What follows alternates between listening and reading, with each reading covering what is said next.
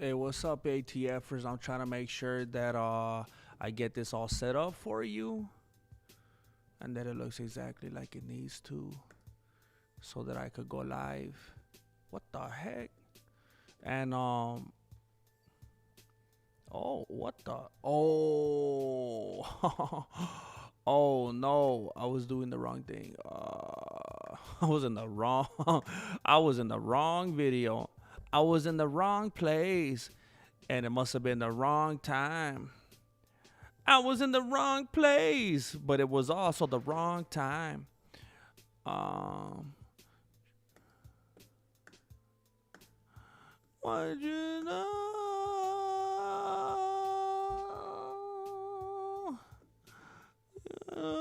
So, give me a moment. I'll catch up with you. Didn't you know? I'll catch up with you momentarily. Don't even trip. Don't even trip. Look, I'm sluggish today, okay? Can you show me some grace, please?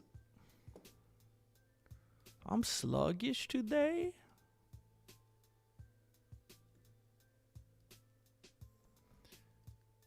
That's why I made it unlisted first, because I was like, you know what? You know who's going to understand if I'm not firing on all cylinders? The ATFers, you know? If I got to do a couple of things on the back end first, they're going to be like, man, we get it. We know how it is. We're driving anyway. We're doing laundry. We're cooking dinner. I'm not even tripping. He's got to set up some stuff on the back end. Big deal. It's all good. I know you ain't going to be judgmental. You ain't going to come at me sideways. Oh, I burped. I'm sorry. I burped. My body's saying no to me. My mind's telling me yes, but my body's telling me chalice. I know that she loves me so. She went away. My mind's and broke my arm. She went away. Then you know. I can't hear myself. If I sound like a dog in pain, I can't hear myself. I'm blasting war into my headphones. I have no monitor. I can't hear myself. I'm singing like a deaf individual, okay? What the heck is going on here?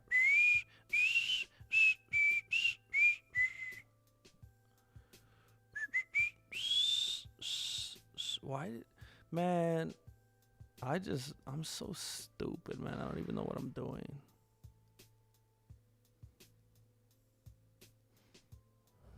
All right. Can you guys forgive me for my unprofessionalism?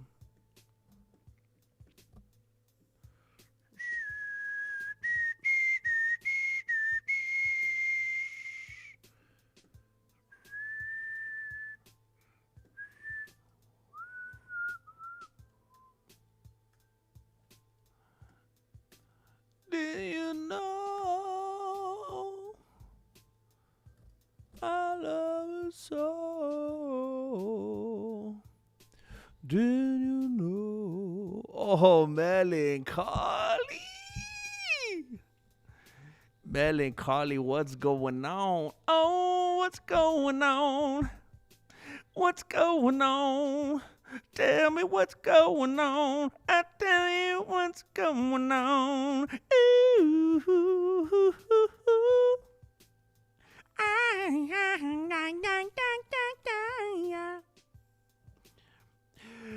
Mother, mother, there's too many of you crying. Brother, brother, brother, there's far too many of you dying. You know we've got to find a way to bring some loving here today. Oh, oh, oh. Father, Father, we don't need to escalate. You see, war is not the answer. For only love can conquer. You know we've got to find a way to bring some loving here today. Oh, oh, oh. Picket lines and picket signs. Don't punish me with brutality. Come on, talk to me so you can see what's going on. Oh, what's going on? Damn, I'm gonna get copyright claim, bro.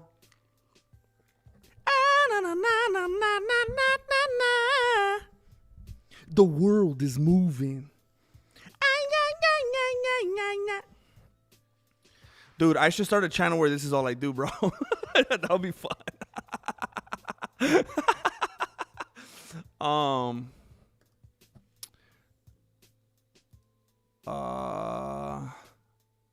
Listen, baby, ain't no mountain high, ain't no valley low. We just do karaoke.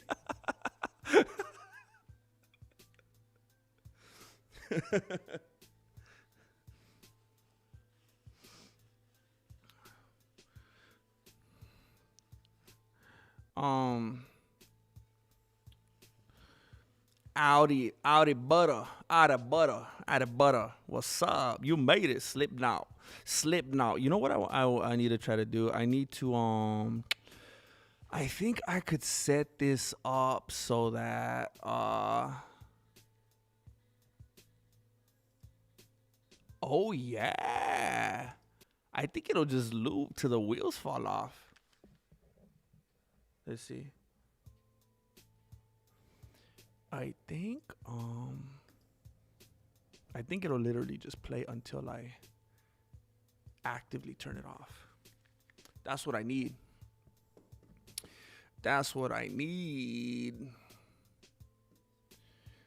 We got Leon. What's up, Leon? Leon all fresh in the Discord and whatnot. Running wild in the Discord. Leon, don't meet up with strangers, though, bro. I'm telling you, I don't want to see you on Dateline. I don't want to see you on the news, bro. Bro, I made a up payment today, and my life changed. A up payment? A UP payment, a up payment. What's a up payment? Oh.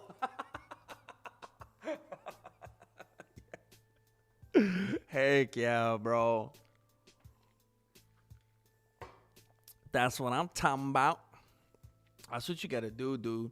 People have been brainwashed. People have been brainwashed by their tios and their parents and their friends. Like, don't do it, bro. Don't do it. Oh, wait a minute. You're supposed to be doing a down payment. You got it twisted, bro. Somebody talked you into doing an up payment. Hey, look, guys, this is the most inside of inside jokes. If you weren't, you had to be there. We can't rehash this all over again. James Bishop. So we got our Nina drama. Not yet. We're working out the details. She has this extensive contract, apparently, about all the things that, like, she's willing to do. And, like, I'm trying to let her know, like, hey, there's not things that I'm willing to do, though. You know, I'm not going to be like Armand Sarukian, all right? I'm not going to be running around acting like a bachelor saying all these wild things, you know. I'm going to keep it respectful. I ain't going to be saying some crazy stuff like Tomas Aspinall, you know. I'm going to keep it professional. She's like, well, I don't really do things professional. And I was like, well, then we're going to have to figure it out. If you want that Mexican martial arts bump, not like that, you're going to have to be respectable and respectful. What's up, ARJR? Derek Davies. I'm just having fun, bruh. What's up, Cody? Cody Chapman.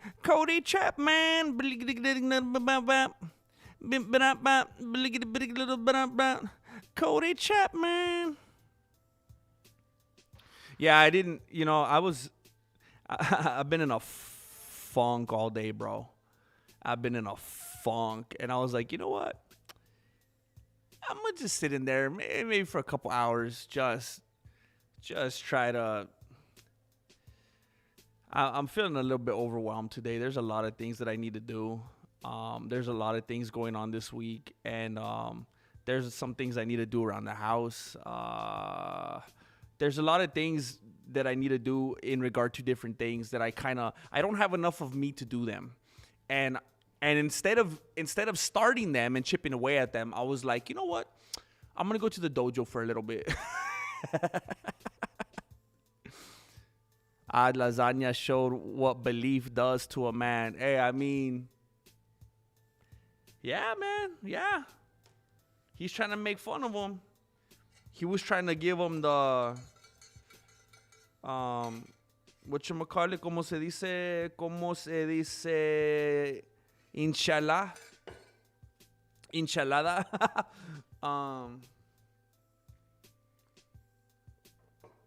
Yeah, he didn't come correct, bro. And you know what? What's really funny? I wish, dude, there was parts of last night where I was so convinced. Dude, I don't know if you guys agree with me. Yesterday was like the best card in I don't know how long. It was a good, and I didn't really act like it because I was talking to you guys the whole time. I didn't have a good showing. For anybody who showed up to actually hear the colorful commentary, not my best effort. But the fights were amazing. It was a really good card. And I remember when it was over last night, I was like, pretty sure I'm going to sit on that couch and do an actual breakdown. I'm pretty sure I'm going to make an edited video. There was a lot of things to talk about. And I really wanted an excuse to be able to talk in an edited video in a very articulate and like, because sometimes I talk about stuff in a stream and it's kind of off the beanie. It's not the most well thought out monologue or whatever, however you want to look at it. And I was like, man, if I get some time to sit down with this event, put some stuff on paper, actually sit there, record it, edit it. One of the things I really wanted to touch on was the Adesanya fight. Everybody's pretty much saying the same thing. That he was doing good and he looked good. And I mean, I don't know if it's easy to say this after the fact because maybe people feel bad for him because now he's 5 out of his last 6 are losses, or people that even if you don't just feel bad for him but you're an actual fan, whatever it is. I mean, I don't think he did as good as people were acting like. Now, was he ahead a little in the scorecards? I'm gonna be honest with you. I didn't even look at the stats or whatever they call it. How many significant strikes? I didn't, because who cares? I told everybody, hey, I'm just going off the beanie. I didn't do my MMA long division, but you guys keep asking me Pyfer for this reason, and I told them why. And when Pyfer won, I was like, yeah, I'm happy. I don't need to go check out the stats. But what I can say is Pyfer, and I said this during the Fight Companion yesterday, Pyfer was having moments where he looked, and I said this the other day, he looks like if he was Dustin Gaethje's bigger brother. Or like bigger brother on steroids or whatever. I don't know. It's funny. There's a similarity. But there's also that similarity in the fighting. Where Pyfer gets into these pockets during the fight. Where he just wants to throw haymakers. Caution to the wind type stuff. And he puts everything behind it. He overcommits a little bit and gets a little bit sloppy. And I saw him doing that yesterday against Adesanya. Where he looked like Pyfer was looking at certain moments like he was getting winded. He was off balance. He was overcommitting. He was throwing bombs. And then on top of that, Adesanya was chewing up his legs. So Pyfer was not only looking winded and starting to get a little sluggish, he was off balance because his legs were starting to betray him. So I was like, bro, you're starting to act like Dustin Gaethje when he fought Pimblett, where he was getting a little overconfident and he was starting to go into the fire a little bit too much. And I said it again. Another thing I said last night was, I think maybe Pyfer's doing what Gaethje was doing, where he already fouled Adesanya's shots and he was like, oh, I could take these. So he's just fighting dangerously. But here's what, it took me forever to get here. Here's why, what I really wanted to talk about and would be fun to highlight in the video. Everybody is saying Adesanya was doing good. Adesanya was winning. Adesanya would have been just fine if he would have kept his composure, if he would have fought this way, if he wouldn't have fought that way, if he would have fought his fight, if he wouldn't have got whatever, if he wouldn't have tried to go toe-to-toe, if he wouldn't have tried to, come out looking all hard, if he wouldn't have tried to excite the fans, if you, and I'm like, hey, what can you chalk that up to? What was I saying for a handful of streams before the fight? He's not in the right, mindset. I kept saying that. And people that want to defend him, they'll hear somebody like me say, hey, I think Pyfer's going to win. And they'll say, oh, you're a hater. Oh, you're racist. Oh, you're an ageist. Oh, you're like, what are you talking about? He's not a boring fighter. He doesn't run. He's not a stick and I'm like, dude, I'm not criticizing any of that. Now, do I personally think that he tends to be a boring fighter? Yes. And that's very conscious. That's very intentional from him. And there's no debating that. He admits it when he says the stuff like, you want me to risk my belt? Like, he makes it known that he's going to do what he needs to preserve that status when he was champion. And, he leans toward boring fights, which a lot of champions do. And but me saying Pyfer was going to win was not me saying, oh, Adesanya is a bad fighter. He's not a good fighter. He's worthless. Bro, I've seen what he could do. I've seen him hurt people. I've seen him defend. I've seen him keep the strap. I know what he's capable of. But I was able to observe. I mean, when you see guys come out time and time again, and you've seen how they act at press days, press week, you've seen them at the pre-fight press conference, you've seen them when they go toe-to-toe with the guy in face-off, and they talk to him and all. We see it over and over and over and over. And again, I admitted this, I know it sounds cringy and it's weird when we start doing all this body analysis stuff and checking out their facial expressions and their demeanor and all. I get it, but people wouldn't do it if there wasn't a lot of truth to be found there. I mean, detectives do this stuff. I mean, that's why they do these body language analysis. That's why detectives and people in the FBI, whatever, that's why they leave them in the room, in the interrogation room with the cameras running. This is why they have the double-sided, the mirrors where they can see them on. I mean, that's why they've done this for decades upon decades, where they observe them, because there's something to be said about that. There's something there. And I was telling everybody, something's off here. He's resigned. He's resigned to the foregone conclusion. He knows what's about to happen. He knows what's going to happen because he used to be that guy. He's Anderson Silva now. He used to be that guy, and he knew what Silva looks like. And he looks in the mirror. He goes, oh, I'm looking at the man in the mirror. I'm Anderson Silva. Like, it happened. He turned into him. And not only did he see what was happening in the fight with who Pyfer is, who he is, he saw what the UFC was doing. He knew what they were doing. Maybe that upset him. That in combination with being 4 out of the last 5 and the way he just got embarrassed and humiliated at the press conferences and just exposed he's not who everybody thought he was. He was never, ever, ever the same after Jan Blachowicz. Ever, never, ever. I mean, he could beat 10 people. He could have 10 more fights and win all of them. Because I know what you're immediately thinking. Pereira. Well, look at what we did to Pereira. Cool. But look at what Pereira did to him right before that. Look at what Dudu Plessis did. Look at what Strickland did. Look at what what happened when he fought Blachowicz was he thought he was invincible.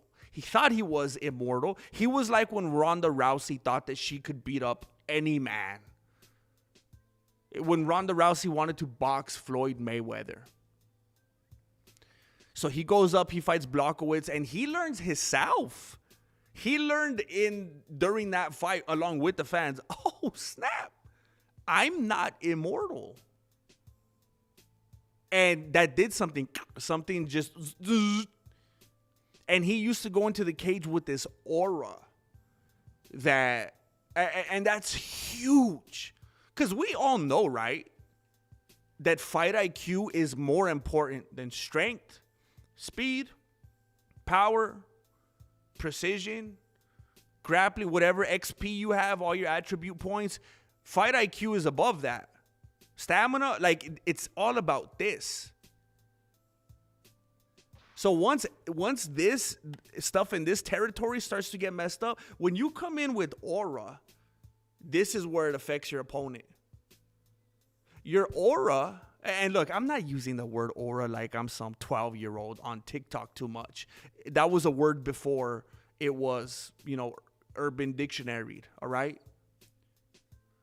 When Adesanya used to come into the cage, where were his opponents most affected? It wasn't in their shoulders. It wasn't in their abs. It wasn't in their face. It wasn't in their, my ankle. It was up here in the mind. That aura got to them. It was intimidation. Once that was cracked and people saw him pulverized by Blachowicz, it was like, oh, he's not the boogeyman. And Adesanya learned in that same fight, oh, snap, I'm not the boogeyman. Now, like I said, with Pereira, there's people he could still beat. Anybody could still beat anybody. Any of you in the stream right here, if you happen to throw the right kind of punch at the right time, you could crack on Derek Lewis. I mean, it happens. There's still people that Adesanya could beat. I'm just saying, that's the moment he realized I'm not invincible. And everyone else realized it with him. The other fighters and the fans. Something was exposed that day.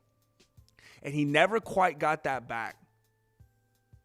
And there was something that was off up here. He didn't present himself in the ways like he did before at the press conferences. That confidence was not there. What he was displaying was a certain type of resignation. So I told everybody something's off up here. And that's what was off in the fight. He wasn't fighting in the ways his IQ led him to fight in the past, which got him the victories. He was an emotional wreck. I'd love to be able to make an edited video and make a segment about that. I was thinking about that, but the time that it would require to dedicate to making a video like that, especially at going into a new month, I don't think so. But that's okay. That's okay. Why did we start talking about Adesanya? Oh yeah, Ad Lasagna showed what belief does to a man. Yeah, I guess and I hope it's authentic. I hope it's authentic for Pyfer. Apparently, I mean, by all it seems like. So I was in I don't remember what video I was watching. It might have been the press conference, the post-fight press conference. And I saw somebody leave a comment saying, oh, Joe Pyfer just decided to become a Christian because he cheated on his lady and he doesn't want her to leave him. And I was like, where'd they get that from? So I start looking into it. I start Googling, did Joe Pyfer cheat on his girlfriend? I'm like, what am I missing? And I couldn't find anything. But then when I kept watching the press conference, because I watched it after the fact, I didn't see it in real time. I saw Pyfer saying, he didn't quite come out and say it as clear-cut as it could have been, but he was basically alluding to the fact that he hurt someone that he loves and blah, blah, blah, and he's been promiscuous and lustful with other ladies, and it's like, oh, he cheated on his lady and then he found God, which I hope it's not just that. There's a lot of these dudes that, what do they call it? Like prison salvation, where they get locked up or whatever, and they're like, oh, I found Jesus. Can I get paroled now? And for some people, it's authentic. For some people, it sticks, but for a lot of people, it doesn't. And I'm hoping it's not superficial like that. I'm hoping it's real for him, because apparently, yeah, like you guys all heard by now, he was contemplating taking his life apparently a couple weeks ago, which is, it's concerning, because then if I'm putting everything together correctly, I'm pretty sure he was also saying, I think it was during the post-fight press conference, that he's been reading his Bible or something on audiobooks, or like really taking in the scriptures for like the last 6 months. And 2 weeks ago, he wanted to take his life. So I'm like, I'm hoping he's not treating it like some kind of self-help, you know. And then he's like, it's not working today. Let me take my own life real quick, you know. I hope he finds somebody that could help, you know. They could be accountable to each other and, you know, speak some wisdom into his life, you know. Because then what? Then he's going to cheat on his lady again, and then he's going to be Buddhist. Like, you can't just keep hopping around every time you cheat on your lady, bro. It's got to be authentic. When you were singing, I saw the picture of Tio Beto smile. Tio Beto always loves when I sing. I'd always sing when I was a little kid. I'd be like, this is the song that doesn't end. It just goes on. And he'd be like, yeah. I like it. Let me talk papas, bro. I do let you talk papas. Let me talk papas fritas now, bro. I do let you talk papas. Do you know the part that was always the funniest to me? The dude that goes, I do let you pay. You know who he always reminded me of? Who's that dude? Dak Shepard. You guys know who that is? The dude that's married to Kristen Bell. He has that podcast, Armchair Expert, I think. I do let you pay.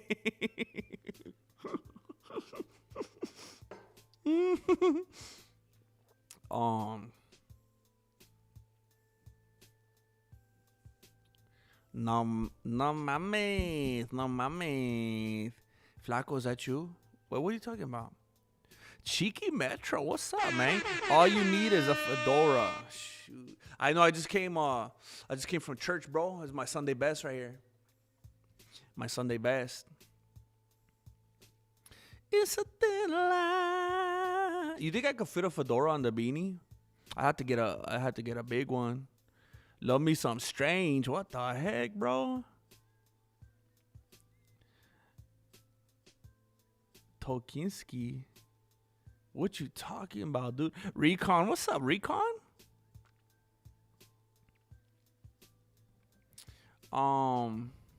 She opened up the door and let me in. Never once did she say, where have you been? She said, are you hungry? Are you hungry, honey? Did you eat? Yeah. Let me hang up your gi.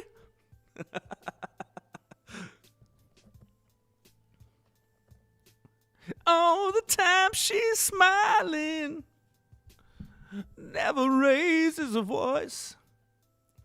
Dude, I'm crazy behind. Nina Dramita da Mama. Hey, I don't even want to say that, bro. GM, the real question is, what's the deal with side payments? Any good? Side payments. Dude, I probably would have got there at some point if I would have stayed selling cars. I would have had to try to keep thinking of stuff. I would have arrived there at some point. But as of right now, I never got that far, bro. I don't know. I don't know, bro. You're going to have to let me know next time you go buy a car. The parallel payments. The sweetest woman in the world could be the meanest woman in the world if you make her that way. I always hated that lyric. It's like, hey, lady, hey, have some accountability, huh? Have some accountability. Because I feel like if I'm mean, I feel like if I'm the meanest vato in the world, you're going to be telling me how much of a bad guy I am. You're acting like your father again? And why are you like this? Hey, because you made me that way. How come I can't get away with that? But then the ladies could say, oh, I used to be the sweetest woman in the world, but now I'm the meanest woman in the world because you made me that way. Nah, chale. You're an adult, fool. I don't like that line. What are you, a Tamagotchi pet?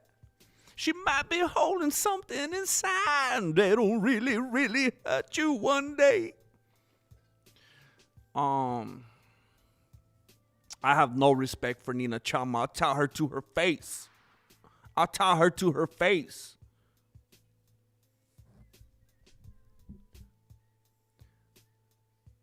I'll tell her, hey, Nina Chama, what religion are you practicing, bro? What religion is it where the wife could have like 12 husbands? What religion?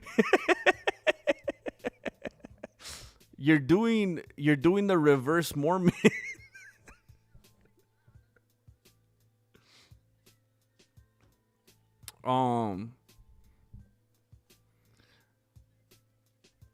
I was telling people, everybody was going for Adesanya and Barber, and I'm like, bro, it's Pfeiffer and Grasso, and people just disrespect me, dude.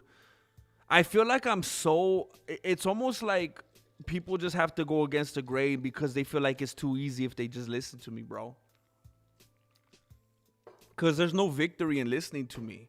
Because I don't want, I feel kind of bad saying it. I don't want to be cocky or anything, but there's almost no victory in heeding my advice because, like, you already know what's going to happen, right? So it's like, if I listen to the Grandmaster, that's easy because, of course, the Grandmaster knows his stuff, So you want to try to play the odds. You want to be the underdog. You want to go against the grain so that, if you get the one out of a million, you could be like, you could celebrate hard. But, how often does that happen, bro? It made me feel gross, Octopus, when Armin was like trying to defend her. It's like, bro, go home and kiss your wife, bro. What's wrong with you? Hey, Silent F, Huck, that's magic. I actually made some elbow sopa with some stacked mayonnaise the other night, bro. What's up, Mona Kenny?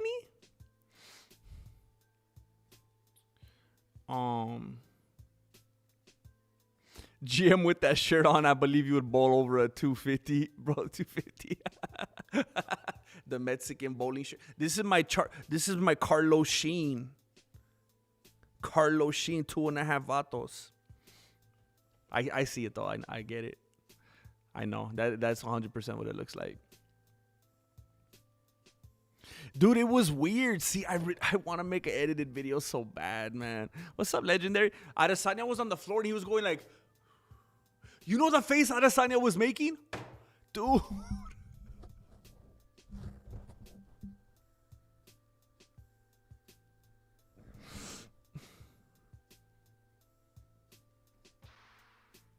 I'm so mad, bro. I want to make an edited video. I'm so mad. Adesanya was making the same face that he was making. Remember when his cat died? Remember, I made a video about that. Remember when his cat died and he was sitting? He was sitting in his like apartment or whatever, and he was playing like some emotional music, and he was sitting back in his chair like this.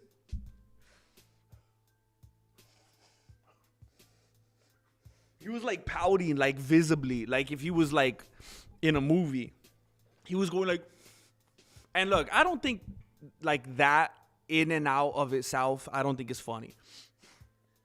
I love pets, I don't think it's funny per se to make fun of a pet passing. I don't think that's funny. Now, do I think it's funny to make fun of Adesanya for mourning a pet passing? Yes, but just a pet passing in general, I don't think that's funny. But he was doing it was weird. That's the face he was doing on the floor. I want to make a video so bad, bro. There's no way. There's no way. Dang it. I'm going to regret that. Yeah, I'm torn on that one, James Bishop. I was a Valentina fan for so long.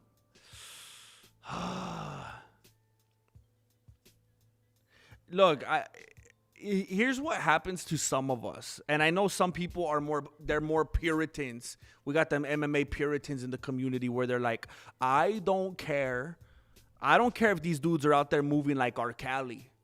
Like, it's all about the fighting style. And some people are like, nah, I don't care how good they are. I don't care if they're almost as good as Khabib Nurmagomedov.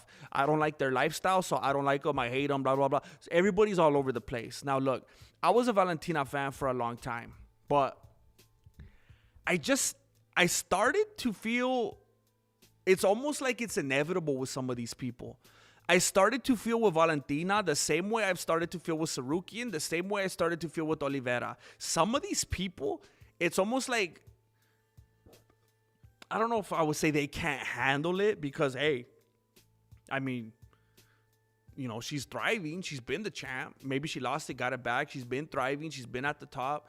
But there's something about certain kinds of champions when they're champions for long enough, they really, really tend to fall in love with the smell of their own pedos. And they start to get kind of obnoxious. Like, this is my long-winded way of saying, I started to feel like Valentina got kind of annoying, like kind of cocky. And I mean, it's fine and it's understandable, especially when you're a champion and when you're in that position to be confident. You have to be. But I just feel like she got kind of obnoxious, and Grasso is just so ridiculously likable. It's so much easier for me to root for her. And of course I want her to get the strap back. And then when I see Valentina do a performance like she did in the last fight, where it's just like, it's like Adesanya. It was like GSP. It was like, all right, she's playing it safe. She's starting to have these really tame fights because she can't get bruises all over herself. She's got to go do OnlyFans after the fight, you know? She can't walk out of there all busted and all hemoglobin all over her face like Joanna Young Jacek. She's got to go straight from the canvas to the camera, you know, at the hotel after. So she's got to remain presentable. So that's why she's like, I can't bruise. Beat Joe Pyfer. I fell asleep and woke up to Lasagna getting smooshed on the mat, ground and pounded like if he was Paulo Costa. It happened, bro. It happened, bro. It comes around, goes around, comes back again. Somebody left me a very nice comment that says, this is peak. Don't stop these. Let's see what video he's talking about. He's talking about episode 2 of UFC News to Fall Asleep to. Well, let me tell you something, guys. It has about half the views as episode 1. So it's already trending down. It's already trending downward. It's not looking good. It's not looking good. I don't know if you guys here know that I uploaded episode 2. I don't know if you guys haven't had a commute in a few days or what. People haven't done laundry. You guys haven't done landscaping, manscaping. You guys haven't prepared dinner. This is for you guys to listen to. You don't have to watch it. You don't have to sit there and carve out the time and dedicate, watch all the edits. I'm just talking at you. You could just put in your earbuds while you're working. Half the people, not even half. It's a disaster. It's a disaster. I don't know if we're going to make it to episode 8. Dang, the Cuban grandpa shirt. Watching last night felt like Lopez versus Barking Guy. Barking Guy wins most times they fight, but for some reason he won when him. Ooh, yeah. There you go. That's a good way to put it. Yeah, Pyfer had he had a couple scary moments where it's like, dude, I get it. You got a hard punch, but use a little bit of IQ, huh? What's up, Jay? Snoochie boochies. Hating on Adesanya makes you anti-Semitic, homie. He's a little bit of everything. He's a little bit of everything.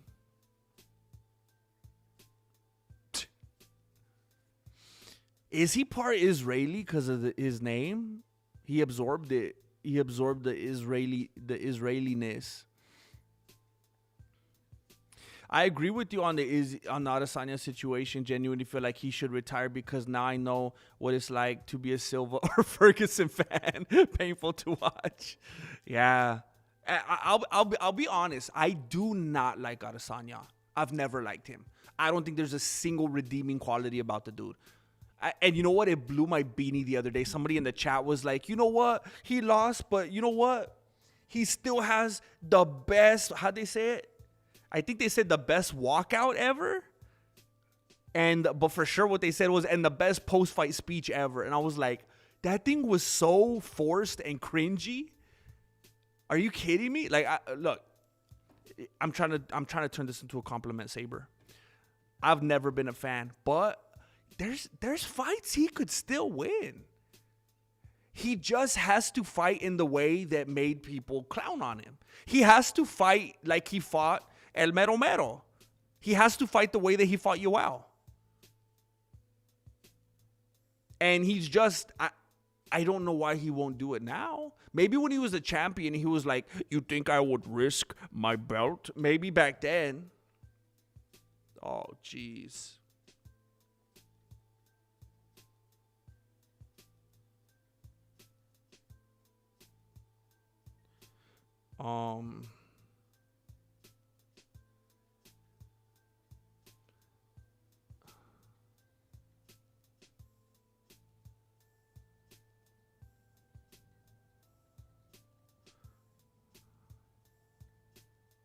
Hey, do any of you guys listen to Ralphie Pagan? That dude is some easy listening, let me tell you.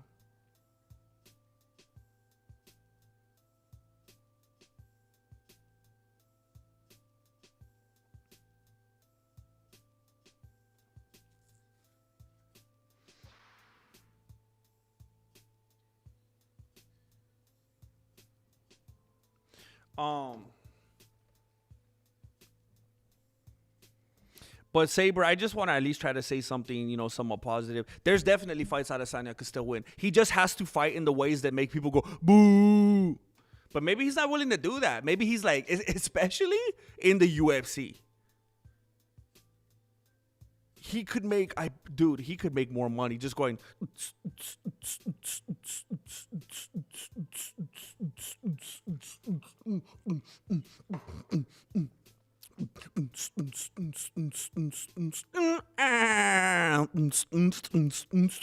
He could make way more money doing that, bro.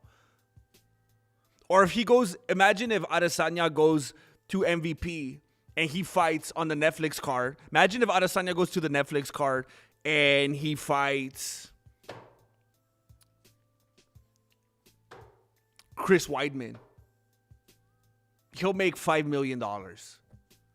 Like, as much as I don't like him, Adesanya has always been the kind of intelligent or like forward-thinking kind of like, hey, it's money. Like, he would be smart enough to be like, hey, I could make way more money fighting somewhere else than the UFC. And he could always use what he did accomplish in the UFC to make more money elsewhere. It's funny. If you do just enough in the UFC, it's like you could write off of that forever somewhere else and do way better for yourself than if you stay in the UFC. It's kind of like when you're on the Mickey Mouse Club, There's one person in here who knows what I'm talking about. You're in the Mickey Mouse Club, and then you leave, and you're Britney Spears. You leave the Mickey Mouse Club, and now you're Christina Aguilera.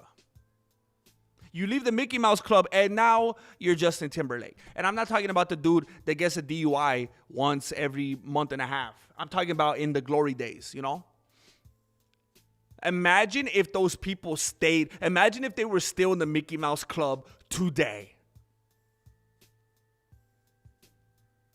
You got to spread your wings. Imagine if Ricky Martin had never left Menudo. Right? So it makes sense. Do what you got to do. Make your name. Get out. Make some money. Imagine if George Michael had never left Wham.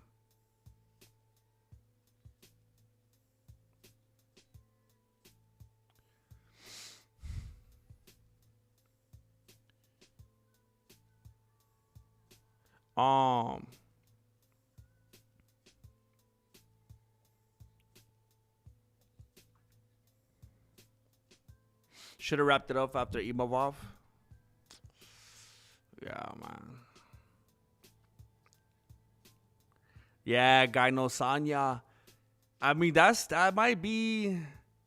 I mean, the Gaino Sanya might have made him the chosen one. The chosen one. That might have been his. You know what I'm talking about? That might have made him the chosen one. He might have been on there just like, Overeem, just like John Jones. I can't believe. I mean, we really pretend sometimes that dudes don't know how to get around it. I mean, there's dudes left and right all over the world bending the law, finding ways to get around this and that, to make it, playing Robin Hood to make a living. People really think that Adesanya didn't find ways to get around it. And then now what? His gyno just went away? Someone came and stole his gyno like a thief in the night or what?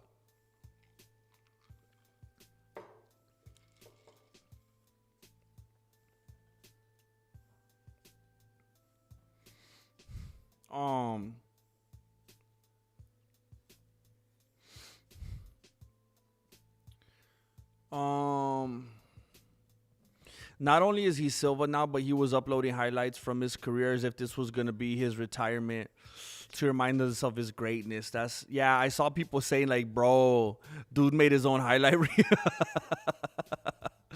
That's not what I want to see from my favorite fighter. Yeah, it's gotta hurt, bro. Trying to imagine if I saw Khabib do something like that, dude. Adesanya's biggest issue is that he hasn't evolved his skill set. Yeah, I mean, and the only way that you will is when you're forced to, when they put your chanclas to the fire, when you start losing. But he's one of those dudes, like Conor, like Rousey, where they lose and then they're just shattered up here, they're crushed. And it affects them so much that they don't have the heart or whatever, the perseverance to get in there and start evolving. They're just like too hurt about it. They're like, what? How could this happen? Why didn't they go down when I hit him? Alex Pereira beat him 3 times in kickboxing before he came to the UFC and knocked him out. Knocked out Adesanya once, would never rematch him. Dang.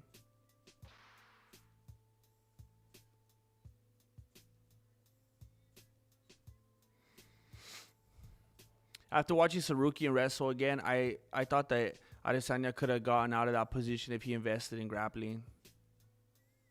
Yeah, that Sarukian fight was crazy. That Giorgio Pulo or whatever. Did you guys see that RAF match?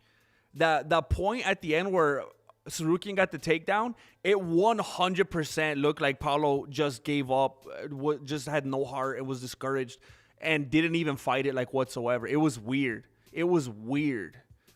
Because Giorgio was doing a really good job the whole rest of the match at not letting Sarukian get behind him. And then at the end, he just has his feet, his hands planted on the mat, like, and then Sarukian just goes around him. It was like, it looked kind of sketchy, to be honest.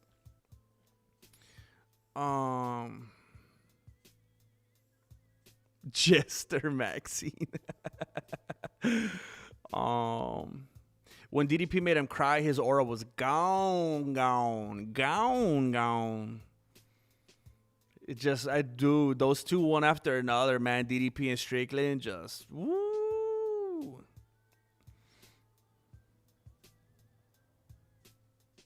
Yeah, I could see that too, Cancer You. When he's in those pockets, when he's in those exchanges, it's like, bro, are you going to just spam question mark kicks from here or what? You need to learn how to mix up those hands better. He's just so used to sticking, moving, and getting out. And he doesn't have the head movement or the combinations to stay in that pocket. This take is crazy because the first thing I thought was the Yan fight proved he didn't have the physical gifts to keep up with the growing sport. Yeah. I mean, and everybody saw it.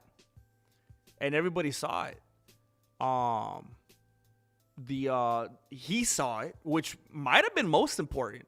The fighter saw it, his competition saw it, the organization saw it, the fans saw it, but Adesanya saw it. He was there. He watched it back. He lived through it.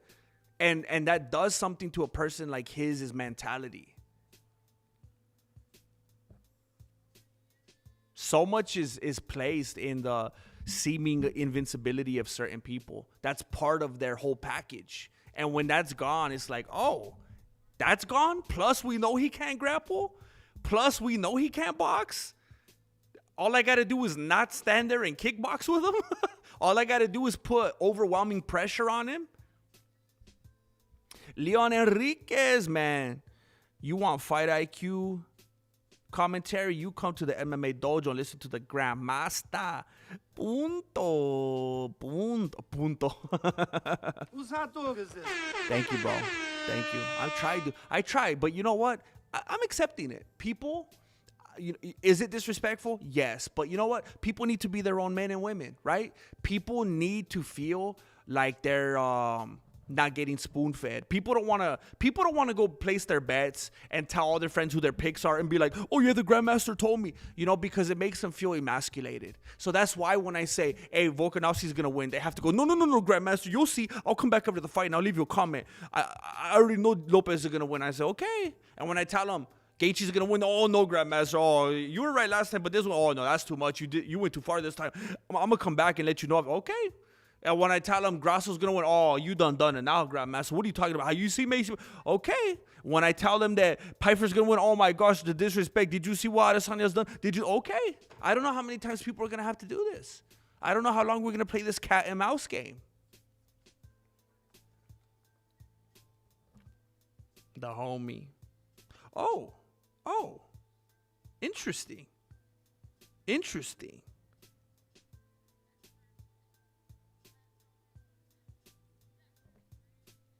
Wow.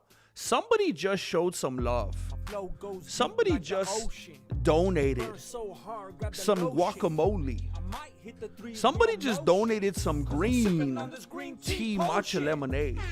And they didn't even want to be named. And I just want to say thank you. I just want to say thank you for doing that. I really appreciate it. Thank you. Thank you very much. You're a special person in this community. You know what? I know it. Everybody knows it. They don't know it right now because they don't know who you are. But thank you. I'm hoping Poatan escapes the middleweight king curse by changing so many weight classes. Maybe he could outrun the painful death stage. I don't think it's looking good though, bro. That matchup does not look good against Gain. And nobody even likes Gain. I don't like Gain. Nobody likes Gain. And you know what? I was it feels good. It feels good when I feel like in every single fight I'm going against the grain and I'm picking against the favorite. And it feels good. It feels good when you're right. And I was kind of hoping for that because everyone acts like Pereira is invincible and he's so amazing. And I thought I was going to be the only one picking Gain. But it seems like most people are like, oh yeah, this is kind of crazy. Gain's going to win this fight. So yeah, it just doesn't look good for him, man.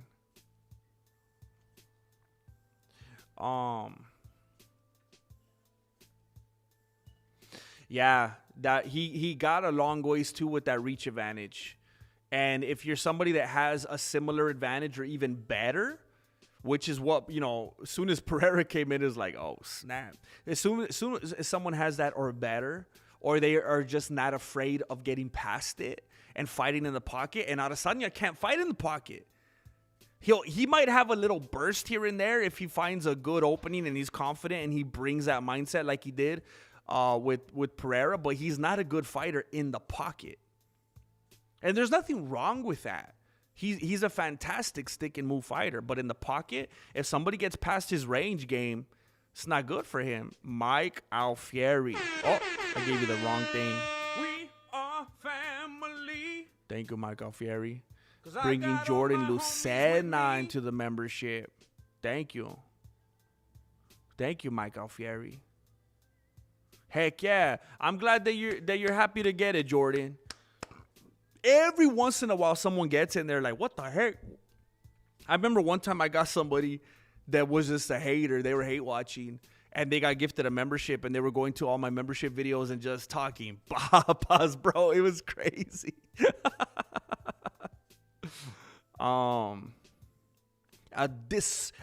Sonya. He's not dissing on many people these days. Sauna.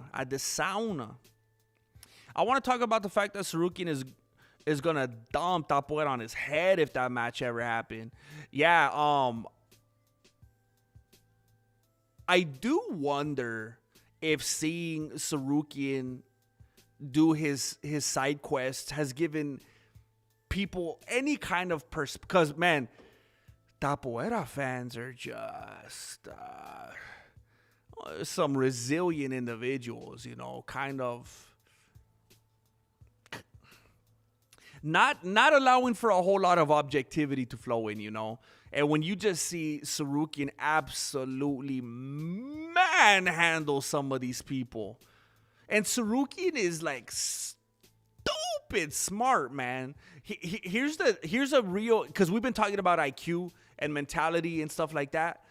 Sarukian, people have to remember, Sarukian isn't one of these cases where it's like, man, because this happens constantly. I tell you guys about this all the time. And it just came up in a video I saw the other day with Corey Sandhagen in DC. Corey Sandhagen's another one. He wanted to be a basketball player. He thought he was going to be in the NBA. And then when there was a day that he was like, I guess that's not going to happen. I guess I'll be a fighter. Same thing with how many people, I mean, I don't even want to name people because I know it's going to happen. I'm going to name like 2 people, then I'm going to have a brain pedo, and I'm going to be like, oh, and then everyone's going to be like, oh, that's all you got? I mean, do the research yourself. I mean, I remember one time on stream I did it, and I started pulling up all these instances. You hear people talk about it in interviews and podcasts all the time. Like, it's almost impossible to find a UFC fighter that didn't want to be a football player or a basketball player. And then they're like, oh, man, it didn't work out because A, B, and C. And I'm gonna be a fighter then, I guess. And Sarukian isn't one of these dudes that was trying to pursue something else, that was born in the ghetto, born in the projects. He didn't have parents. He was an orphan. Nobody loved him. He was born in a war zone. And no. He was privileged, super privileged, super duper wealthy, super intelligent, all the resources in the world. This isn't a dude that had to become a fighter. This is a dude that became a fighter and everyone's like, dang, you didn't even have to do this and you're doing this? Respect, bro. Wow. This is a dude that's very smart. This isn't somebody that's going to throw caution to the wind, that's going to go in there, rock 'em, sock 'em, that's going to be unintelligent from any angle, from any capacity. This is an intelligent individual. He's not going to go in there and go toe-to-toe with Tapoera. He's going to do whatever he needs to do him like Giorgio Polas. He's gonna brutalize Tapoera to the point where he's gonna bring out the sympathy. I think he's gonna brutalize Tapoera so bad that his wife's gonna feel bad for him and come back. He's gonna beat the nostalgia into her. He's gonna beat the empathy out. Like he's not gonna beat the wife, but it's just like, you know, she's gonna have like the empathy pains, you know.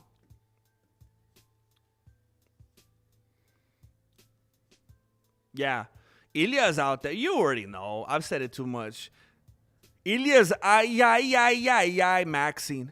Ay, I don't want to fight. He's ay Maxine. He's out there drinking wine.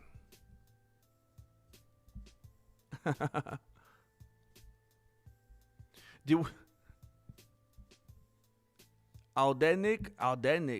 Wait, what is that, Jay? Aldenik. What did I say?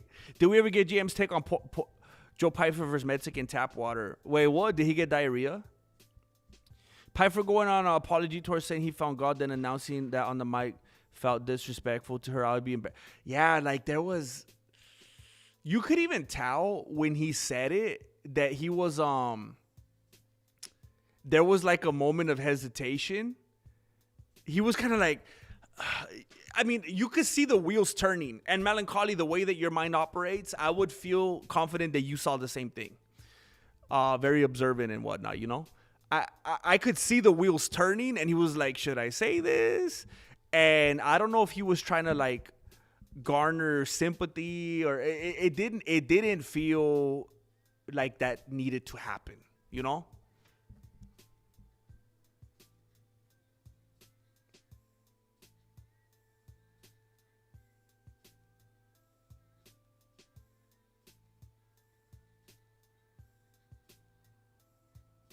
Three strikes, you're out.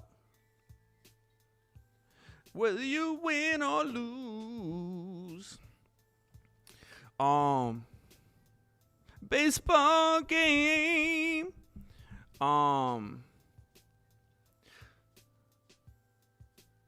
Yeah, I mean, look. Um,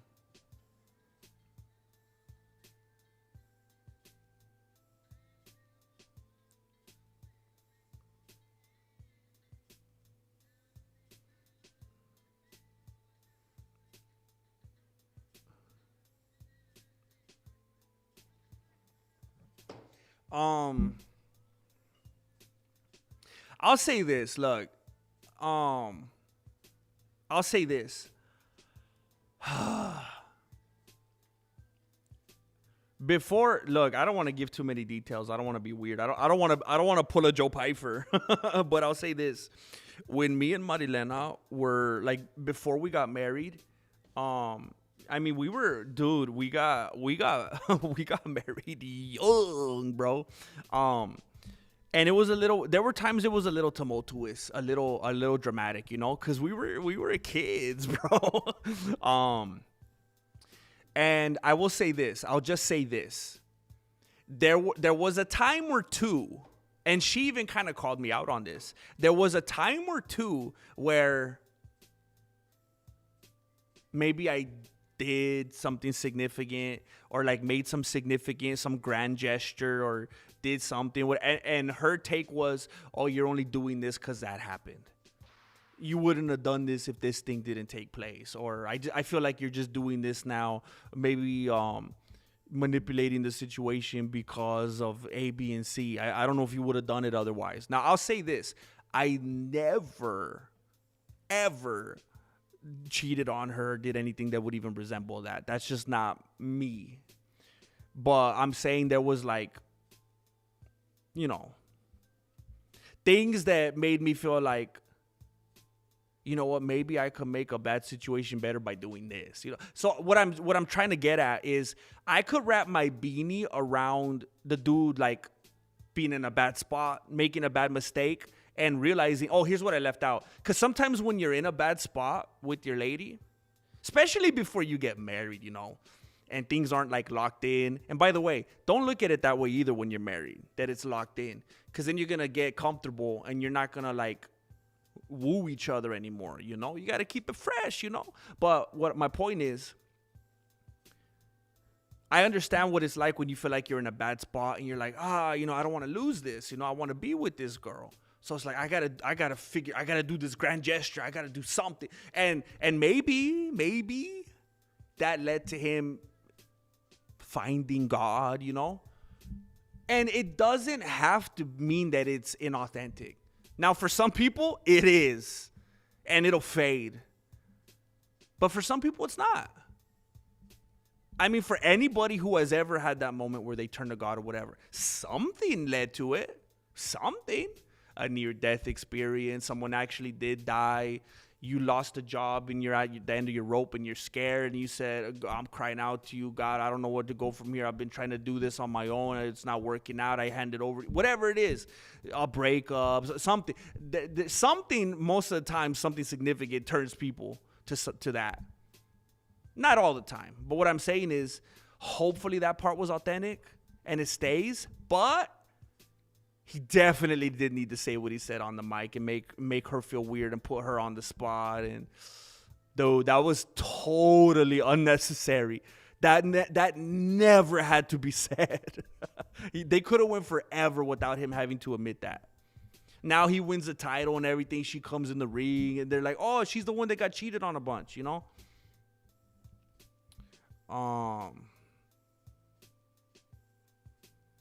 Dang, we're that far behind. Hey, did you see the press conference when they told Dana that Pfeiffer almost killed himself? And then he made a joke right after that Bruce Buffer was going to hang himself because he said the wrong name. He called the wrong guy as a winner, and he had to call him back in. He did a Steve Harvey.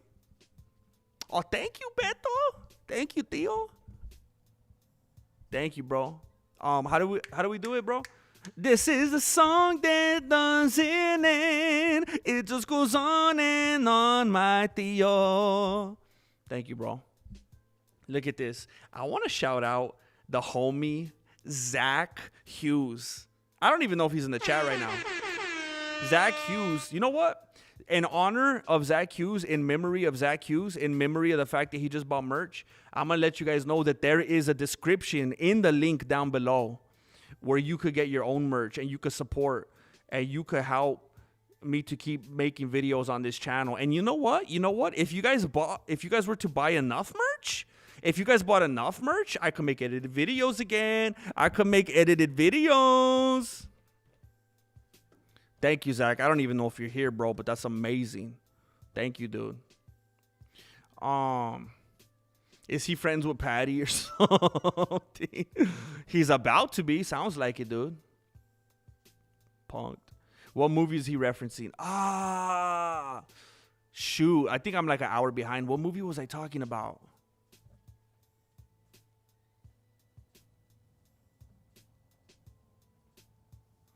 I wonder if Pfeiffer takes a large loss, whether his face stays strong. If he gets duplexed by DDP's plot armor, will that heavily affect his will? I mean, look, I have conversations along these lines with people all the time. This is a no-brainer. Your faith should not waver based on life's ups and downs. That has nothing to do with anything. If that happens, that means the God that you claim to have faith in, you basically thought of him as a genie. Every time someone's like, why did God let this happen? If there's a God, why did it? Bro, he's not a genie. He's not a genie. Like, think of your parent. Think of having a parent. You know, they say father, God. He's in charge of. Think about being a kid and you have a father, right? That's your guy. That's your authority. He's in charge. You go to him. You go make your pleas to him. He provides for you, right? Your father, right? Now, if your cat dies, are you going to say, why did my dad let my cat die? My dad must not be real. Oh, wait, he's right there in the living room. If you fall out of a tree and you break your leg, oh, my dad isn't real. Why wasn't he there to catch me? He must not exist. Oh, well, he's right there working on the car. If your best friend dies, why didn't my dad keep them from dying? It doesn't make any sense. Therefore, my dad must not exist. He must not be. Oh, snap. He's right there eating an ice cream cone.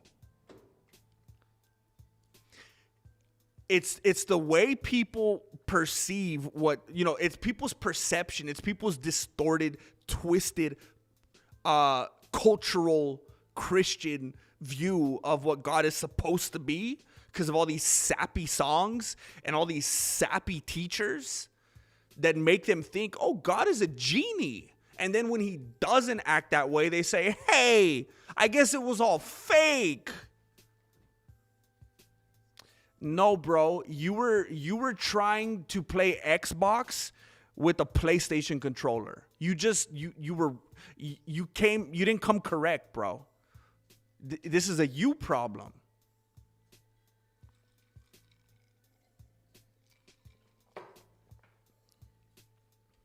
So yeah, Saber, I hope that's not the case for the dude. You may not have heard of him, but I've seen him all over Facebook and Instagram, but you sound like Ran when you sing. I think he's called Ran Sick Boy or something. Oh, shoot, man.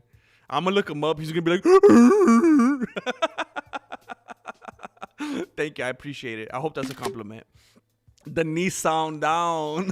Hey, I'm going to screenshot that, bro. Hey, dude, I should have had that as my username. The knee sound down. Melancholy, what are you doing, bro? Melancholy's like, Pfeiffer probably gonna end up behind bars, sadly. Why are you deciding his fate, bro? Chama tamale.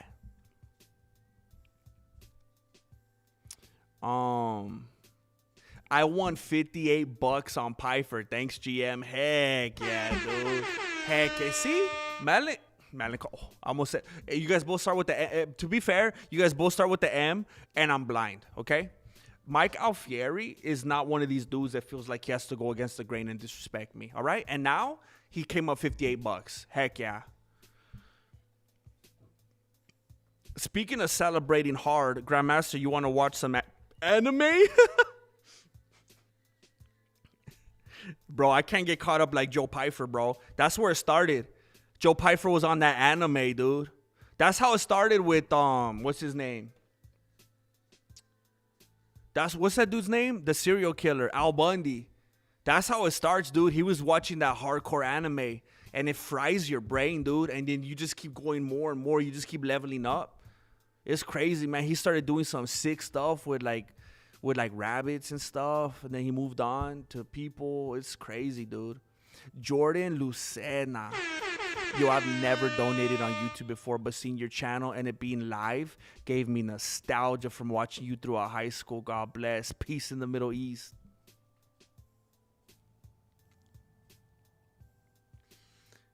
Dude, it's crazy every once in a while when somebody rolls through and they talk about like, man, I've been watching since high school. Dude, it makes me feel good, man. It makes me feel good. It makes me feel good and it makes me feel bad. It makes me feel old. It makes me feel like, dude. Because I'm gonna be honest, Jordan. I feel like the kind of content that I'm making today doesn't really appeal to people that will be in high school right now. I mean, when I was doing that slapstick and I was, doing the demos with Flaco and, doing some of the edits, I get it. But when I see comments like this, it makes me want to get, it makes me like, I gotta go back and get some more of them high school kids, I gotta go scoop up some of them high school kids. I keep getting older. They keep staying the same age. You know what I'm talking about? Not for gay Jesus people. I pushed the wrong button. But thank you, Jordan. And then he never donated. Dude, I appreciate that. Flow goes deep like the ocean. Amazing. It burns Thank so you, dude. hard, grab the lotion. I might hit the 3-wheel motion. Cause I'm sipping on this green tea potion. That's a big deal when somebody's never donated before and then they're like, you know what? That's significant, man. Thank you. And I really appreciate you watching. And I hope I'm able to hey, you're older now too. Maybe I don't know if you still watch UFC. Maybe you're growing with the content. Maybe this is all right in the kind of videos I've been doing lately. But I'm hoping to get back to some of that old style stuff as well. So thank you, man. Much love. I'm glad you made it through high school. I was about to put on Dragon Ball. Dang, Octopus was trying to get on that anime too, bruh. Octopus trying to bust out the VHS. That line from the Big Lebowski, 8-year-olds. Wait, what? Hey, you know what? I have to admit, I've never seen that movie. Imagine if Piper did his lady dirty and said, I'm going to the gym now. I'm a new guy. Wait, what? I'm going to the gym now. I'm a new guy. It's like cool, but a week at the gym ain't gonna do nada in that armada. You know.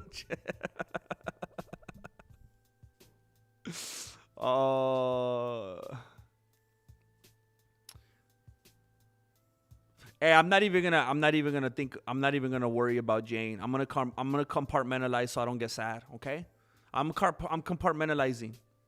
I don't even know who. I figured out like how to. I don't even know who Jane is until she gets here, so then I won't be sad about it. I figured it out. I hacked my own brain. Make a video about anything that doesn't follow the flow of the channel. Make it members only, and you should be fine that way. Make a video, but about anything that doesn't follow the flow of the channel. Make it members only. Dang, that's scary. That's scary. I like the freedom though. Chiqui Metro Arasanya gave up that gave up that concha, gave up that chicharron. Give me some of that chicharron. Thank you, Cheeky Metro. What should Adesanya do next? Any good long-term strategies for his career? Well, let me see if you guys will stop being a bunch of haters and actually listen to my fantastic idea that I've been sharing for like 4 months now?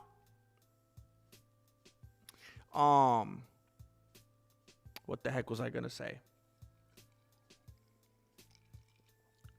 Now that Adesanya lost, and lost in the way that he did, can I get anybody to agree with me that Adesanya should fight Conor McGregor?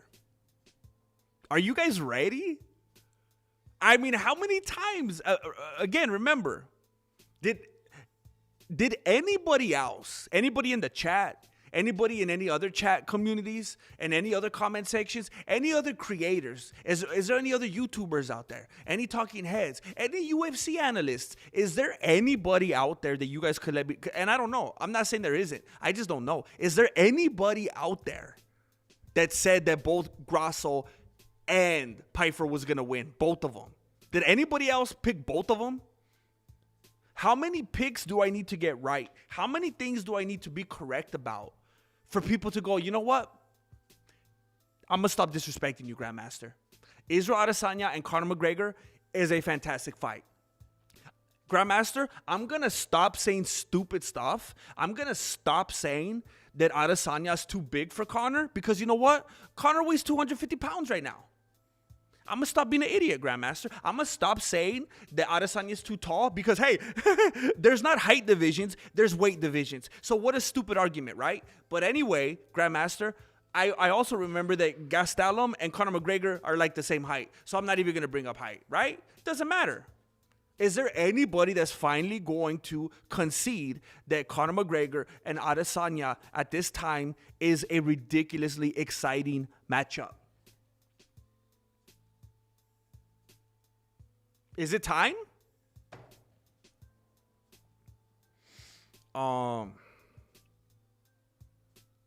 Egg sandwich was steak on the side. Hey, man.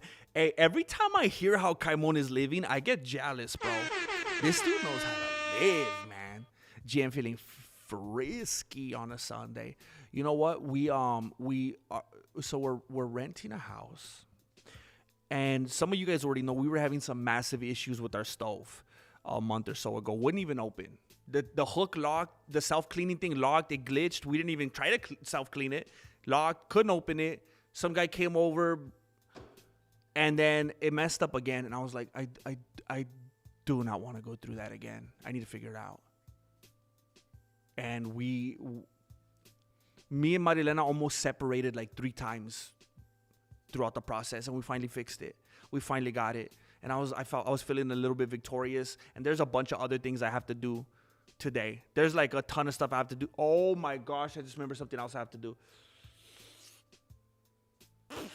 There's definitely things I need to do throughout this week, but there's 100% some stuff I need to do today. And I was like, you know what?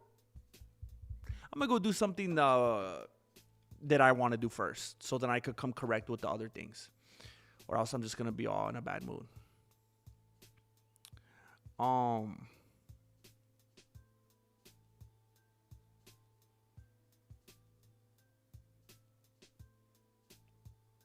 I mean, I don't like anything about Adesanya Leon. Anything. I don't like his nails. I don't like the way that fool. I don't like anything about that dude. Sensei, you could probably beat Izzy at this point. Bro, the way you frame that is disrespectful. But, you know, whatever. We're not going to get into that right now. Izzy doesn't have the dog in him, but he still wants a dog in him.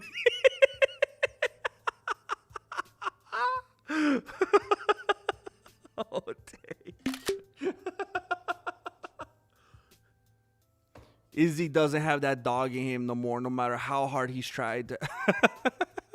No matter how many treats he gives that. Dang it, man. That's good, dude.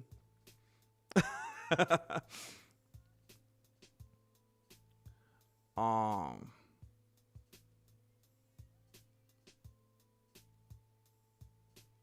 Yeah, I just thought maybe Adesanya's trying to win over the fans he didn't have when he was champion. It's very possible. It's very possible the angle of he's not the champ anymore. Doesn't look like he's going to be the champ anymore unless they make a middleweight BMF title. Well, he definitely won't be the champ then. So it might be like a consolation, like, hey, at least I'll make the fans love me. This will be my victory. This will be my victory. Do you guys remember what that's from? Ironically, do you guys remember what that's from? This is my victory. Yeah,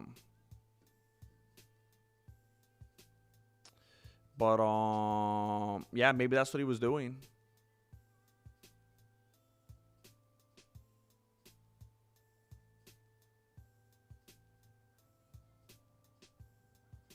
Yeah, I know, Jay Smith. I think there's a. But you know what? You know what about this community? There's not that many super, like youngins, you know? I think this is a pretty mature community. So maybe.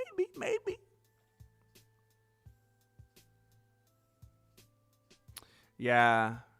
But you know what song is a banger from George Michael? Teacher. You know that one? How does it go? 'Cause there ain't no joy for an uptown boy who just told his teacher goodbye. That song's a banger, bro.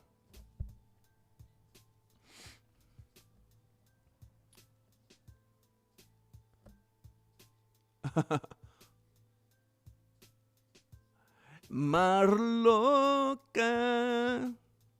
It's sad we have guys like Gaethje and Poirier who work so hard to come up short for the bout. Dern gets a layup of a match for a title. Meanwhile, the boys had to beat Islam Khabib. Yeah, man. I mean, it's just the age of marketability. And look, I'm not one of these simps that likes Dern. I think she's so annoying. But people think she's marketable. I mean, they sent her to the Golden Globes.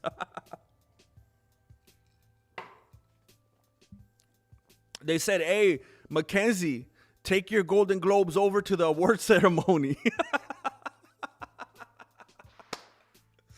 Hey. Oh. They said, Mackenzie, take your Golden Globes over to that award ceremony. Let them know what's up. They said, hey, Brian Ortega, take your ambidextrous. Wait, what's the word? Cause, hey, Brian Ortega, take your what's it called when you look like a dude and like a chick at the same time? Isn't it ambidextrous? They're like, hey, you look ambidextrous. You're perfect for Hollywood.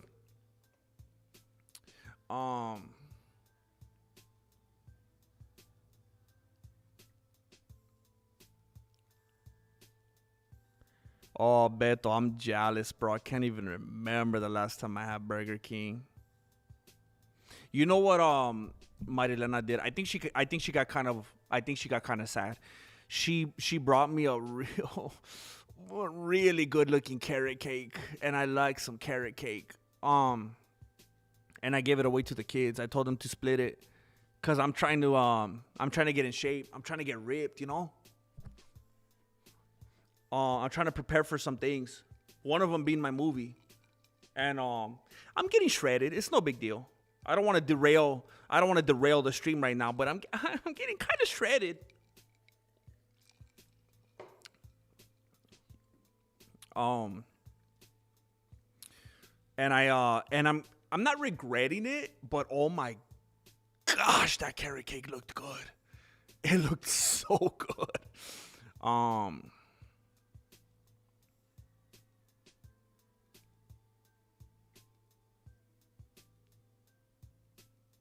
Oh, dude, did that happen when you were away, James? She been a mod. She in that mod squad.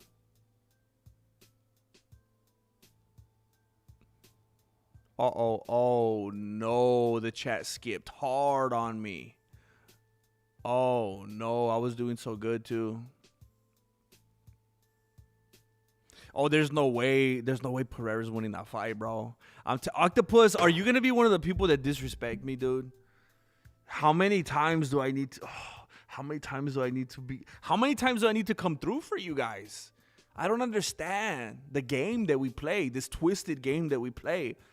I feel like Jewel. These foolish games are tearing me apart. I mean, Alex, I'm sure he's fought huge dudes in Glory. But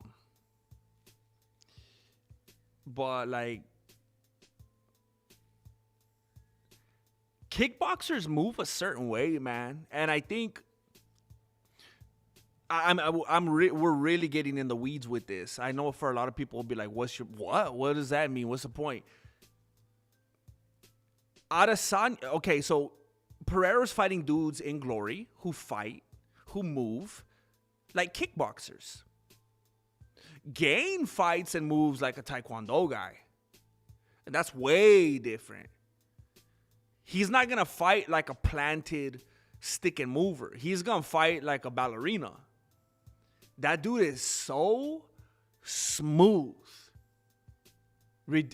Gain is smoother than all the ladies in women's MMA. He's the smoothest. Gain is the smoothest being in the UFC.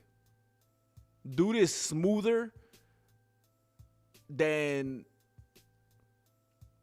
I was going to say than Mackenzie Dern, but there's something about her that doesn't seem that smooth to me. You know what I'm saying?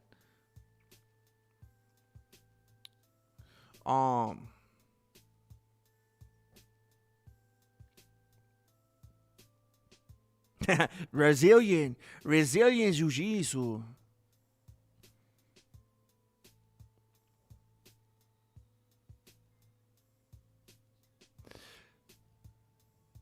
Melancholy, I'm so mad because as soon as I read that, I was like, I did know that. But what happened there? Did he change his mind, or why didn't he end up doing it? Why didn't I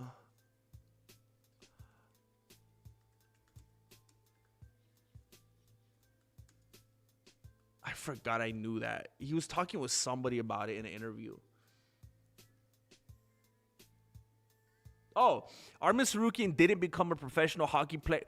Melancholy, you're just gonna say I'm a hater, or you're just gonna say that he's lying, huh? Armin Sarukian didn't become a professional hockey player because he started training later than peers, age 9, and felt the Russian junior system was corrupt. Realized that he wasn't among the top prospects making the professional teams. He shifted to fighting around the age of 17. He started playing at 7, and the competitors were starting at 5 or 6. He cited corruption in the Russian junior hockey system as a significant factor for his departure. I'm going to say that's what it was. It fits my narrative.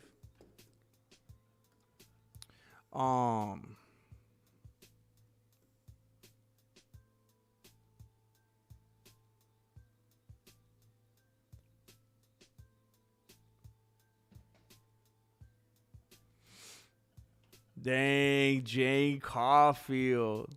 Look at this. Authentic. I didn't even notice that. I tell you, because I'm not monitoring myself. I can't hear myself. I'm listening to a commercial on Pandora right now, so when I say something weird, I can't even tell.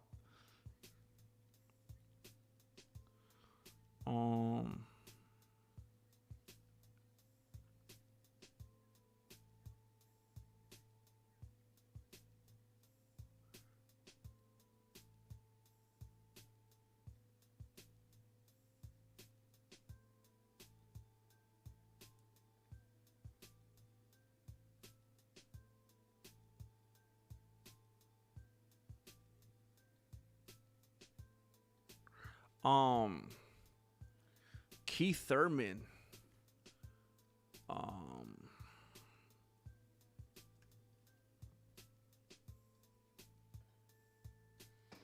I did not see the Keith Thurman fight.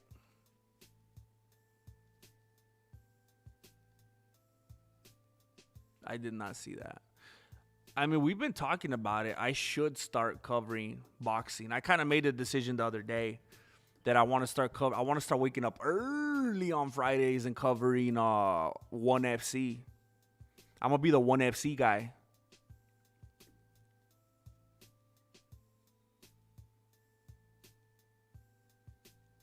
Zach of all trades. I see him in here now. This is probably like an hour and a half ago.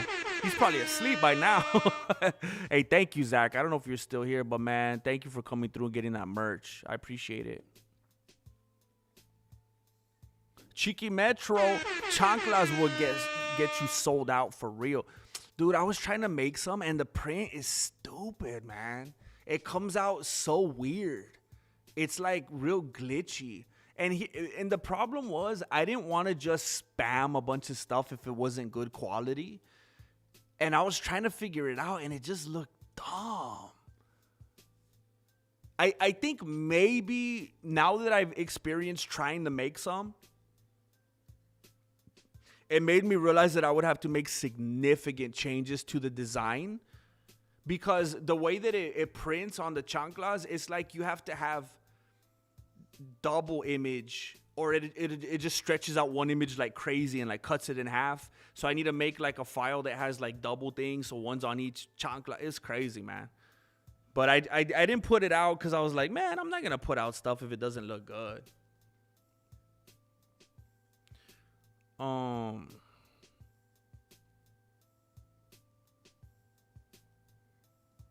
Yeah, Jay Smith, those dudes are charlatans, bro. Heartless Steve, we need a goal up in here. We need a goal. You guys want a goal? Shoot, man, I'm scared.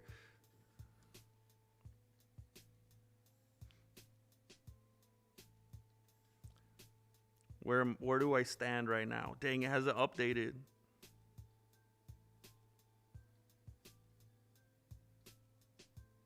I don't know what I'm dealing with right now.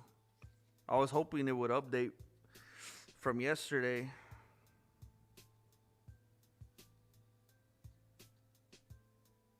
No bueno. Hold on, let me do some math real quick.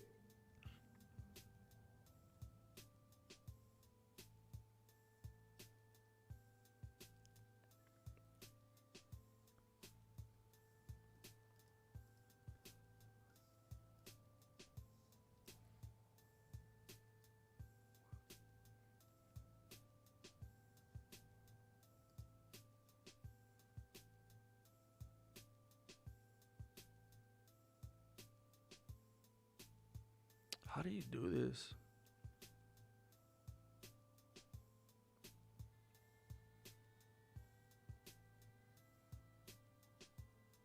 Are you? Oh, shoot. Really? Oh, no. Oh, no.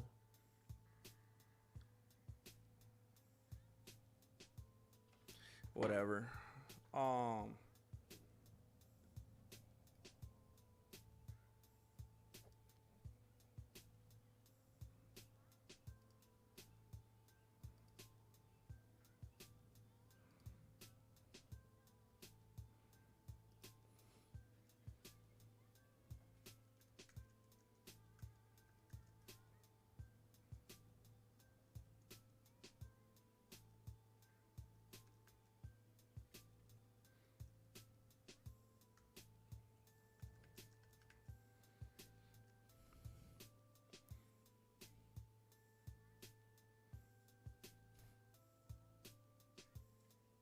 All right, listen.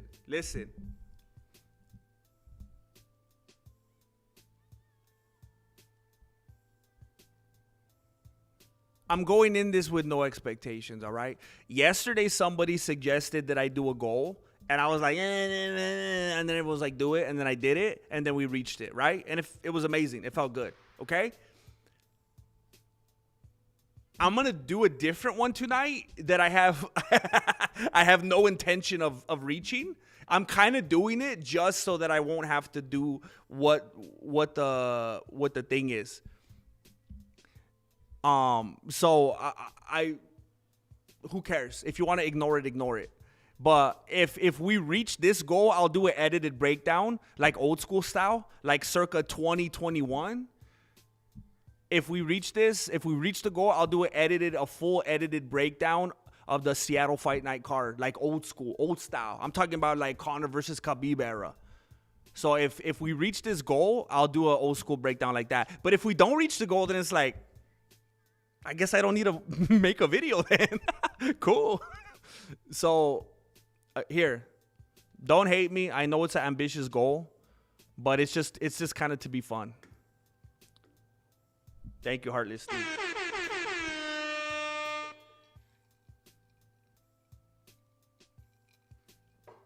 So no pressure. Don't worry about it. It's just me being stupid. It's so I could justify not working hard.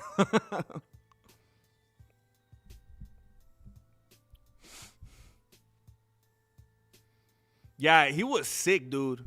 Al Bundy was twisted, bro. And it was like, people had the wrong idea about him, man. He would manipulate and impress all these like college age girls, and they would talk about how he was so charming and he was handsome, and he was like a really good football player too. He scored like 6 touchdowns at his high school. He was like a legend, bro. And it just like he used all of that. He used all his attributes to manipulate people. And he would act like he was hurt, and he'd put his arm in a sling, and he would try to act all endearing and deer in the headlights kind of stuff. And people are twisted, man. Oh, there's no way. For real, Jay? James Bishop. I found out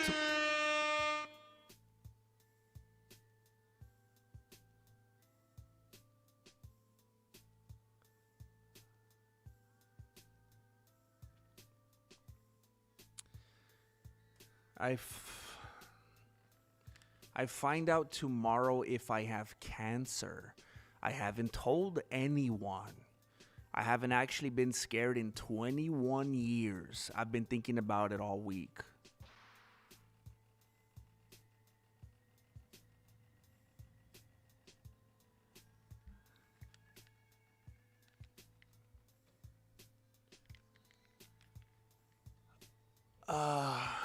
Dude.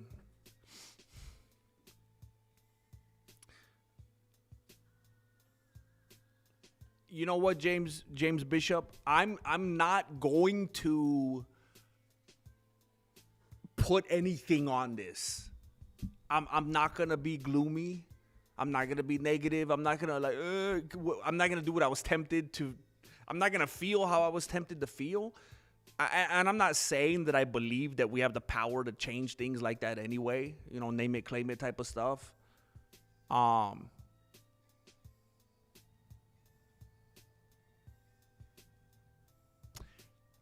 honored that you felt comfortable enough to share that with us, and I hope that you feel just as welcome and comfortable to share with us, if you so choose, tomorrow. And I'm sure we're all gonna hope the best, and those of us who are of, cut of that cloth. And I don't, you know what, James? I don't even know if you. And you know what? You don't need to tell me. You don't need to hurt my feelings, James. Whether or not that's your style. There's gonna be those of us in here praying for you. And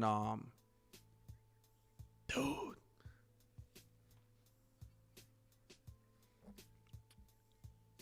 I'm just gonna be thankful that you felt comfortable enough to share that with us, and I'm not gonna turn this into something that it doesn't need to be. You will be in many of our prayers, and I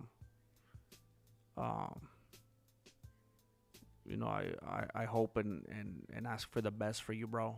And I do hope that you return tomorrow and share with us, with the familia.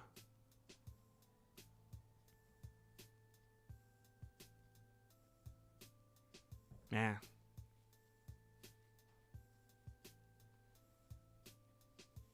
Thank you for sharing, and for being the kind of dude that's saying what you're saying. 21 years, it's definitely gotta have a feeling this way. about something of this magnitude. Yeah, it says a lot, man.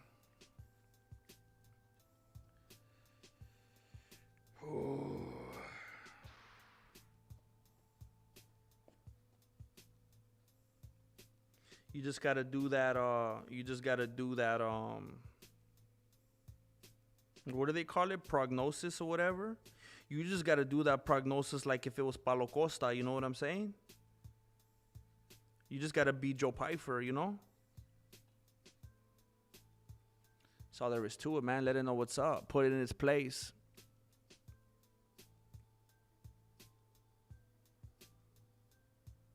Oh, I have not, Melancholy. I need to check that out. I need to check that out.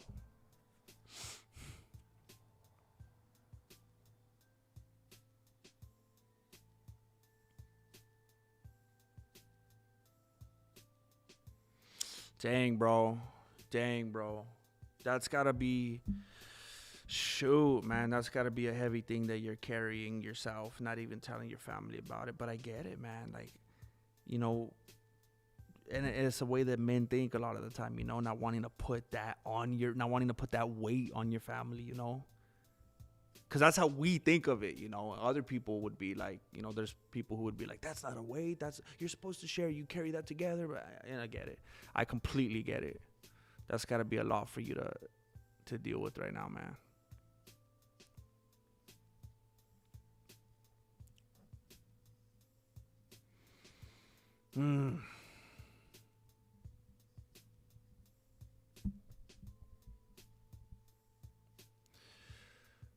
Would you ever consider doing breakdowns of anime? Nah, I don't watch pornography. It's not good for your brain, man.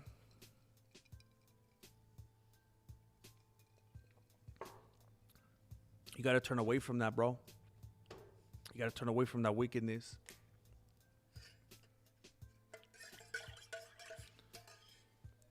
It's gonna turn you into a watcher. You know what I'm saying? That's how P Diddy started. He was watching the anime.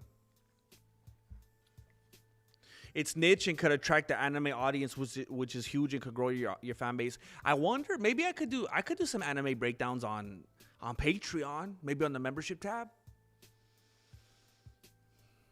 for the adults. I appreciate that. For real, Days 47. I appreciate that. I appreciate you wanting to help brainstorm with things that could help the channel grow. I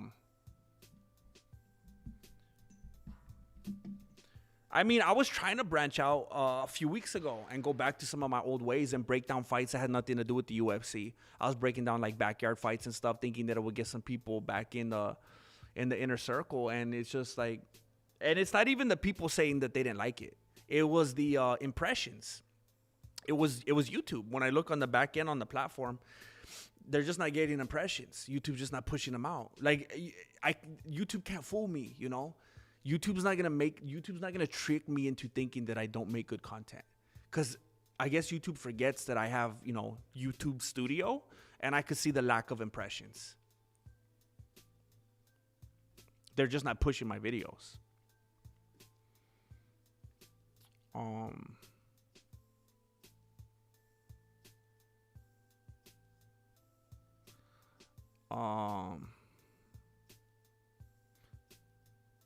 No, Marloca, be safe. Marloca, don't do it.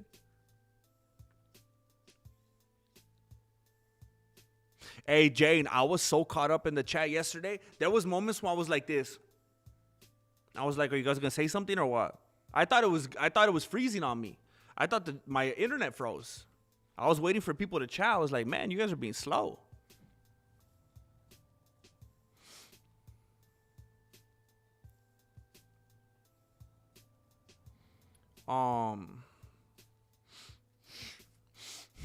Whose hot dog is this?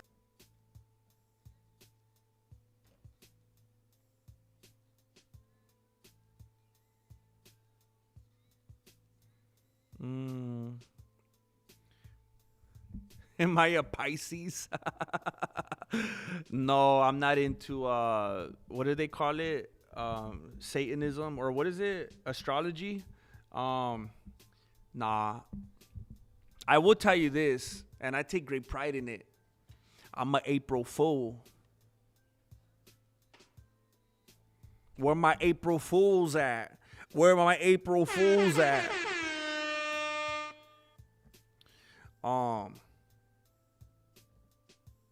Dang. ARGR is probably already gone. Dang.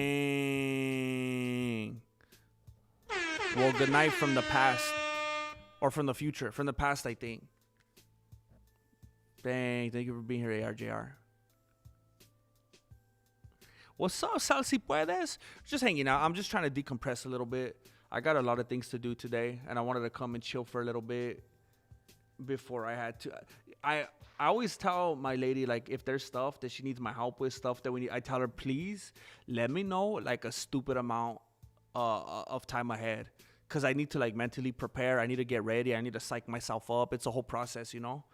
So I was like, all right, I'm going to go stream. I'm going to go do my thing. I'm going to come back. I'm going to feel reinvigorated.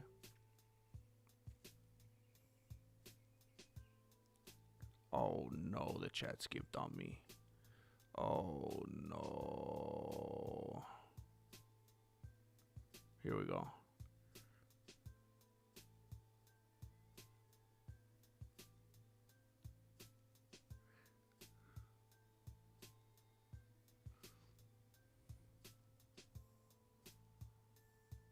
Yeah, carrot cake is so good, bro. Take your Golden Globes over to the award ceremony is absolutely diabolical. Bobby Green agreed. How dare you dead name him? We see the forearm development. Ooh, ooh, ooh, ooh. Make sure you hit those isolated wrist curls till the wheels fall off, homie. Till the wheels fall off. I love the isolations. There you go, Holland Dance sock. Heck yeah. Heck yeah, dude. Send me one. I'm doing my best, come on. I gotta stay disciplined. I like food too much, bro.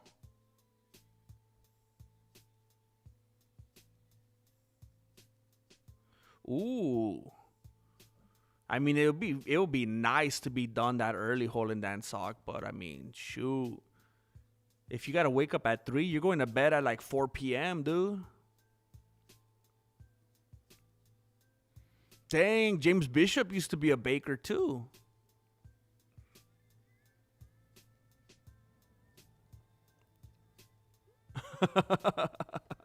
I got over Raul Rosas. He was emotionally unavailable. I'm gonna be honest, Jay, I've never had the uppermost respect for Alex Pereira's fighting style. I'm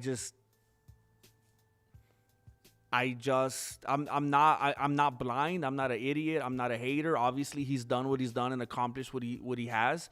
But I will stand by it. I think has a lot of his success because of the intimidation factor. Just like Adesanya had the aura factor. And that dude will walk people down off pure sheer intimidation and XP.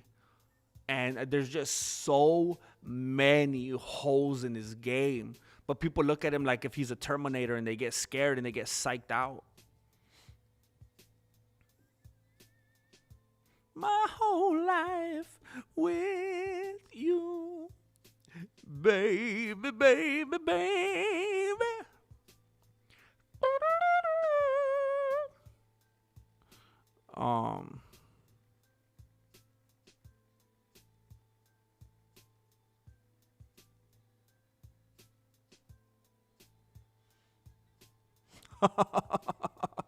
Melancholy, I have the same issue, bro. You're good, bro. Me and Marilena, I feel like deal with that on a consistent basis where like how I don't have to point out every little thing but I'm just, yeah. I notice everything and I feel like I have to point it out. Yeah. Same here, bro.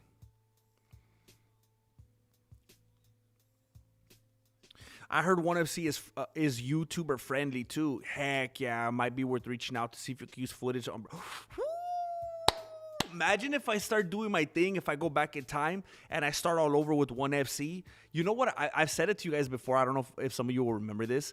I've been saying it for years that I wanted to like blow up in like another country. I wanted to get like super big, like in Asia or like Switzerland or something, just something random, bro. I wanted to be like huge in like Turkey, and like no one in America even knows me, but I'm like blowing up like in Ethiopia.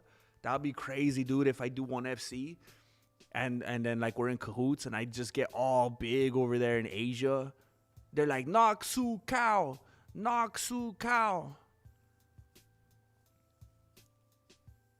This randomly popped into my head. What happened to Keon Kimura? That dude's still doing it.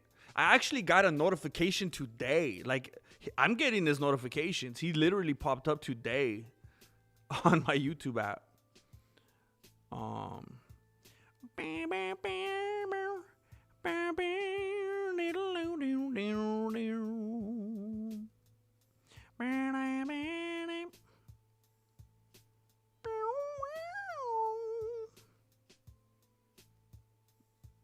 Yeah, 5 hours ago. This was one of the greatest fight nights of all time. You know, sometimes you just get a fight night where all the fights hit. And this Yeah. He's still doing his thing, man. This was one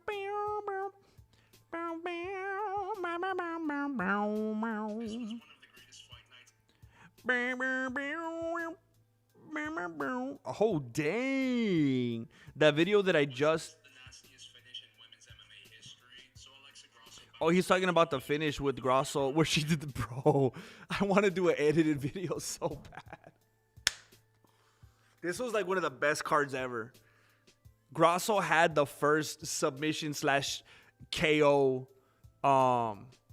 ever in the history of ever. This video he uploaded has 105,000 views.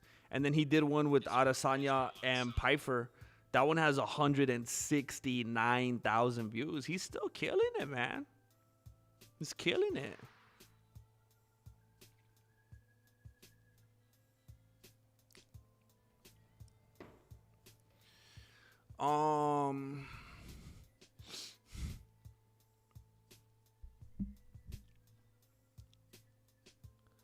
Hey, QuestX, thank you, man. Much respect. Thank you for being here. Thank you for the encouragement.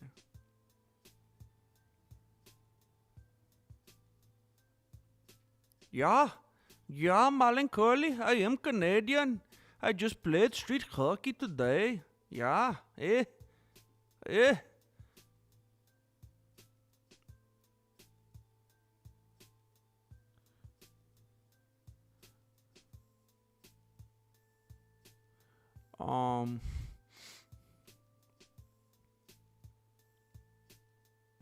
What's up, Drew? Member for 7 months, coming in like Ric Flair. Woo! We are family. What's up, Drew? Heck yeah, dude. 7 got all my months homies on the with me. $24.99 squad. Dude's coming in big flex, says Heartless Steve.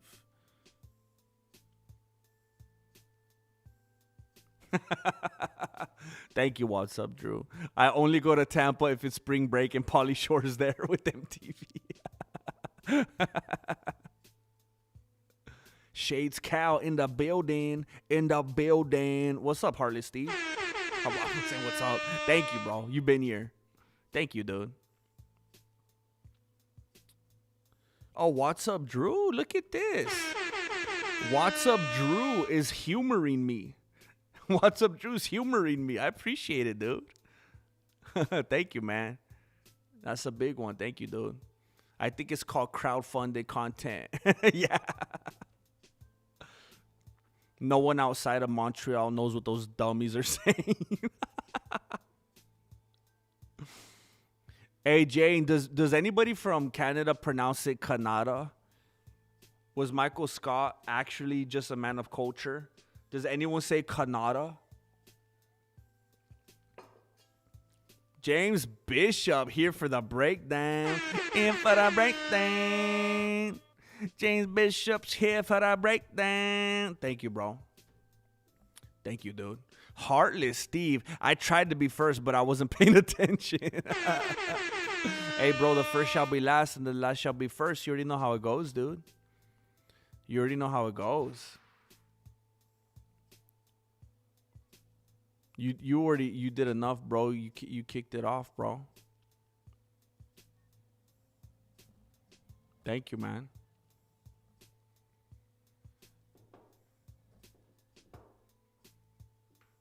Oh, Gain is Gain just puts John Jones to shame, man. Gain is he's the GOAT cheater, bro. Gain cheats more than Nina Drama cheats on her husband, bro. I heard Montreal is cool to look at, but the people could kiss the rest of our butts. Dang! Angel Padilla. Angel Padilla. It burns so hard, grab the lotion. I might hit the We're just talking about the event. Cause I'm sipping on this green tea potion. We're talking about how Jane Caulfield is a self-loathing Canadian. Thank you, Tom Bow. That's what I'm talking about. Woohoo! It's a me, Tom Bow. What are your plans for the White House event? I love Papas too, bro. Too much. I love it too much. What are your plans for the White House event? Are you going to do a corroboration like a JRE experience? You're going to make a video? What's up, GM? What's up, Shades Cow? I doubt it, dude. It gets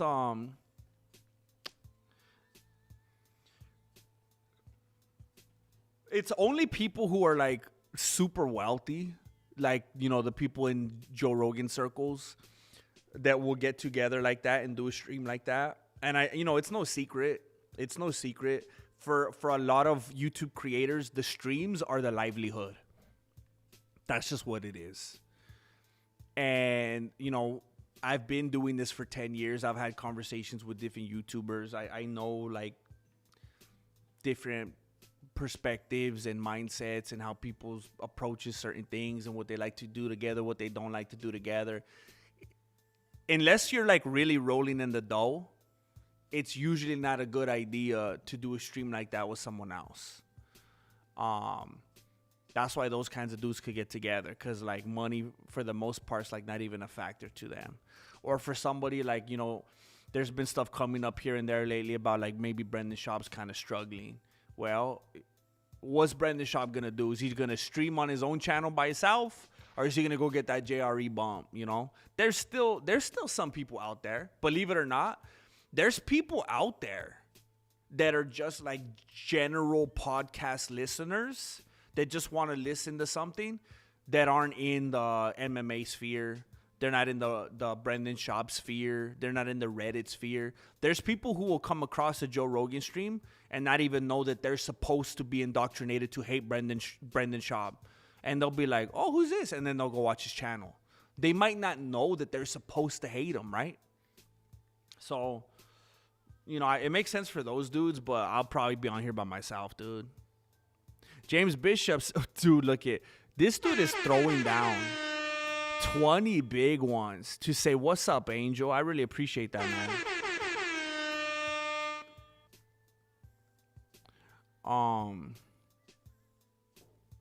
No, you're good, Shades Cow. Be safe, Shades Cow. I don't want you and Marloca out there colliding in your vehicles, man. Oh, dang. You a real April Fool. That's hardcore, bro. Jay, I thought I was late. Granddaughter born on April Fool's Day. Dang. She's like, was I even really born?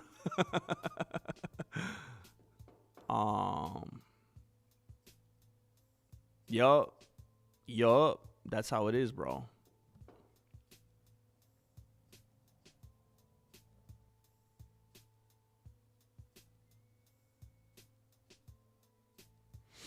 You have a good one. Jay Smith. You be careful out there. Not forget Jesus, people. Jessica.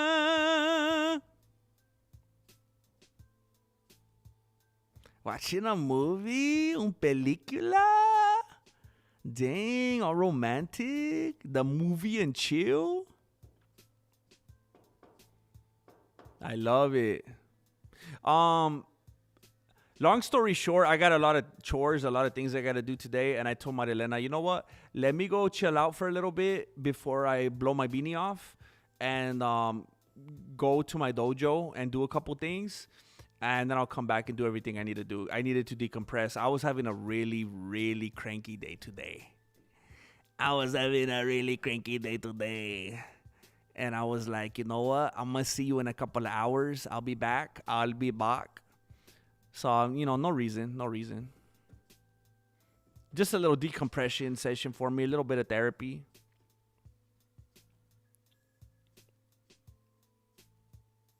Are we talking about Pereira? I mean, yeah, he definitely has power. There's no denying that. He does dress like a witch doctor. Does it only count if it's an orange super chat? I think it does. That's why I said no pressure. That's why I said I made a stupid goal because I kind of don't want to make the edited video because this is going to be a crazy week. And it would be really hard to do that. It would be a beast. That's why I was like, hey, if we don't get it, I don't have to make a video.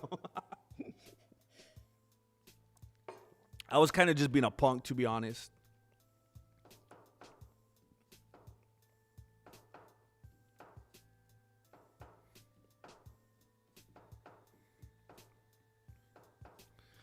Ralph, why you say that, bro? Do you think that Adesanya took a dive?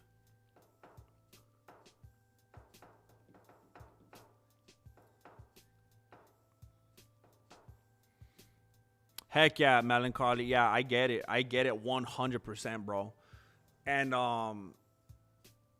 yeah, man, like from our perspective, like through our lens, it's like, hey, I look at the world. I experience the world in a super inquisitive way where, I'm being observant and, some would say critical, but, I'm very aware of everything and I comment on it. And to some people, it seems exhausting.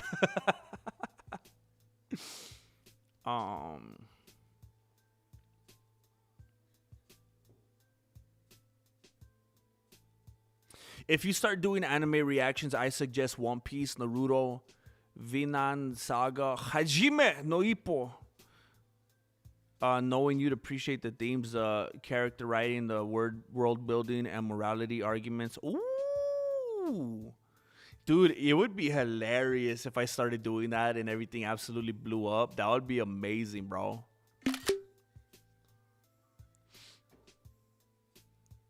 I'll look into it, dude. I just don't know how crazy they are about copyright. That's something I'm going to have to find out. South Africa has an MMA promotion called EFC. You should definitely watch that and get fans. EFC. Hey, Adam, is there like a EFC dude already? Is there anybody that you know that you're like, he's the guy? Go on YouTube and watch this guy. He breaks down EFC fights. Is someone already doing that?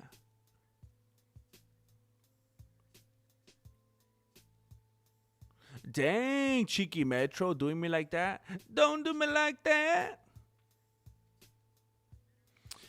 Keon made a video claiming MMA Fantasy was racist and people went off on him.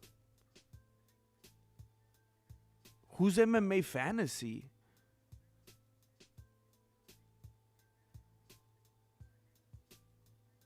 MMA Fantasy.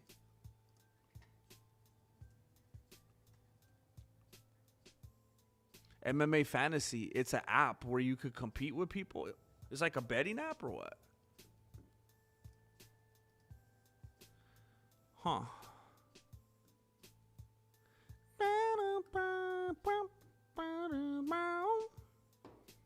Is this kind of like I'm not even gonna say it.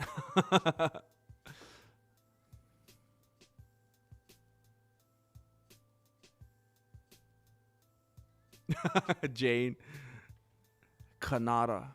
That's how the Mexicans say it. Canada.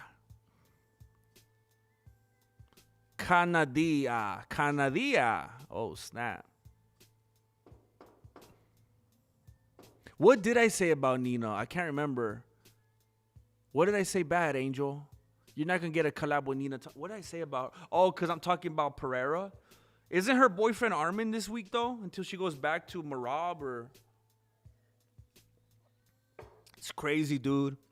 Nina Drama's like one of those VHS tapes from back in the day where they're like, please rewind before you return. Be kind, rewind.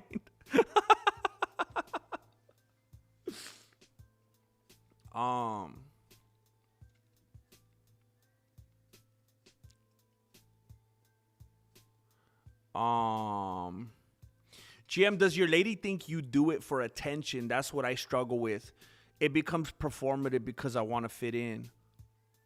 Then end up isolating myself because it seems both insincere and dramatic.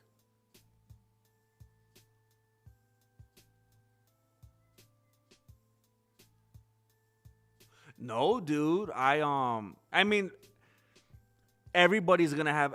It depends on who we surround ourselves with, I guess. Because everybody, just like we look at the world and interact a certain way, the people that we're with are all different too. You know, with Marilena, it's not that she thinks I'm doing it for any kind of attention.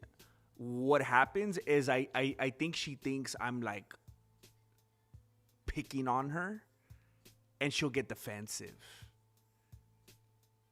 And I'm like, bro, I'm just super analytical and inquisitive, and I notice everything and I observe everything. It's just like when I make my breakdown videos. I've heard people say, I don't know how many times, bro, you pointed out something or noticed something or talked about something or riffed on something for 12 minutes that I never even saw. I never even would have noticed that. And I always think, like, why does my brain work like that? Like, I don't know. I'll focus on things that other people wouldn't even give a second look. And to me, I'll spend like half an hour thinking about it. And so, like, I'll bring up stuff like, why'd you do that? Or how come this happened? Or why'd you say that? Or why are we doing this? And I think she hears just like, and I'm like, I'm not trying to be like that. I'm just like, I feel like a little kid sometimes, like, why this? Why that? How come this? And it gets misinterpreted. Like, I'm just being like, what about this? How come that? Why'd you say this? And it's like, no, it's not. It's the furthest thing, bro. It's like a childlike innocence. And it's definitely not a thing of me like trying to fit in or anything. Because I'm never trying to fit in with anybody. I'm always trying to like not have to engage with anybody. I'm trying to hide. Oh, Pimware Tooney, what's up, man? His speech impediment knows no bounds. I'm here for it if you want to talk some papas. Dude, I have some potatoes. I do got some inside. I wonder if we got some oil. I want to... Dude, I've been having a hard day. No, I can't. I just gave away my carrot cake. What am I talking about?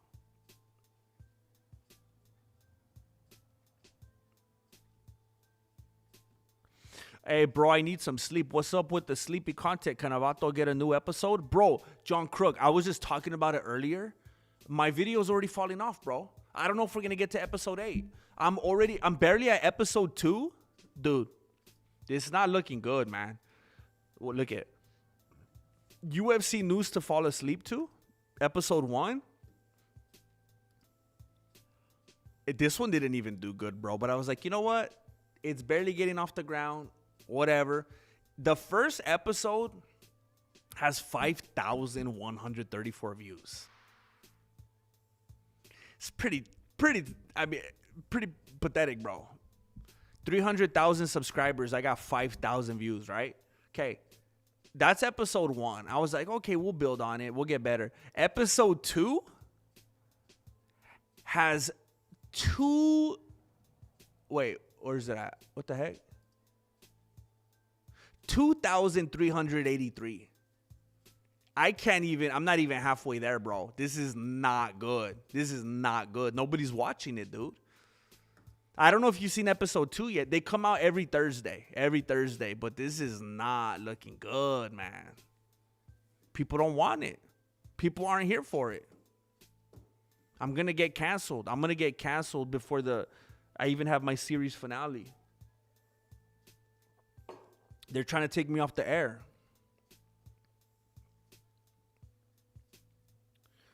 Have you seen episode 2, John Krug? Oh, you guys watched a scary movie. Oh, Slipknot. You got to dip out. Thank you for being here, man. Thank you. ARJR woke up for the go. Good night, Dojo. Thank you, ARJR. Hey, we had a valiant effort. We had a valiant effort. We got 5. We got 10% of the way there. That's a valiant effort. ARJR rounded it up to a 10% effort. Thank you, bro. Thank you, dude. Good to see you, Sensei Senor, again. What's up, Roger? What's up, man? What's going on?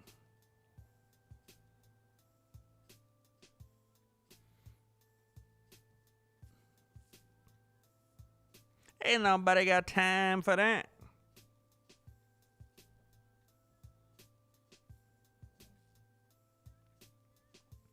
Oh, you're a Adesanya fan, Melancholy? I didn't take you for one of those. Dang, bro.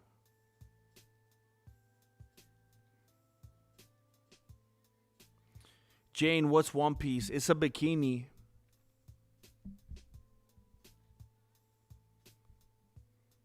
I'm tempted, Tom Bao. I'm definitely tempted. Oh, I'm dangerously close to being caught up. There's no dedicated EFC guy. You could be the guy. Oh, heck yeah. Oh, heck yeah, dude. That's what I need to do. I need to blow up in South Africa. Imagine if I became the dude in South Africa. Shoot, man. I start showing up in like commercials and stuff in South Africa.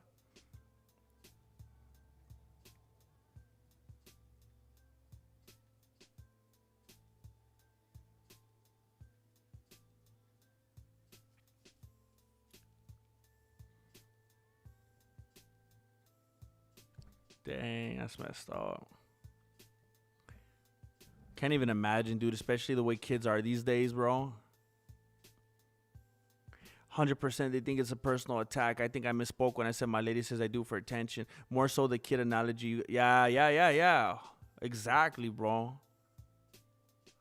It's frustrating, man. It's like you're trapped in your own body. Like, I mean, I guess everyone's trapped in their own body unless they're able to be like, what is it called? Like a projectionist, but it's just in a different way, man. It's difficult. I'm watching White Man Can't Jump and GM at the same time. Life is lit.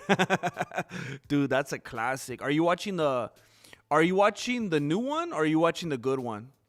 What I meant about trying to fit in is pulling back and not being authentic. Because yes, dude, I was just thinking about that a few hours ago today, where I was literally having a dialogue in my own mind, and I was like, all right, I guess I could play ball.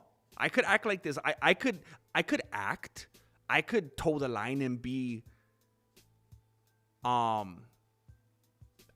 that I won't be unsufferable. I could toe the line so that people could deal with me, but I'm gonna know it's inauthentic, and in my mind I'm gonna be like, this is terrible, and I'm being fake with all these people.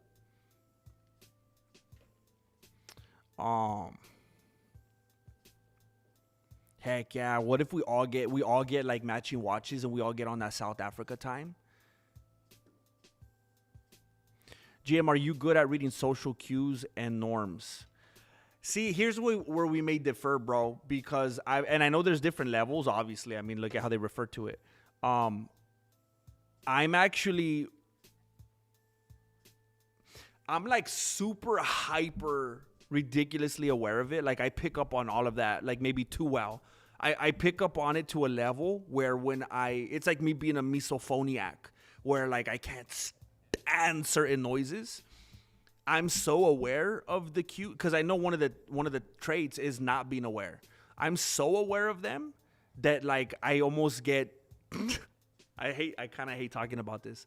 I get like frustrated when I experience them. Like for example, I was in a crowded environment earlier today, a very crowded environment. And when I experience people exercising like certain societal and cultural norms and where was that?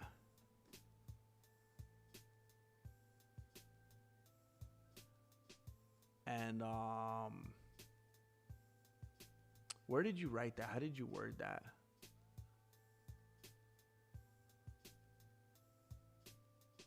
Yeah, like cues and norms. It's like I resent them. That's the way I want to put it. That's the easiest way to put it. I don't miss them. I'm aware of them, but I resent them, and I don't like to play the game.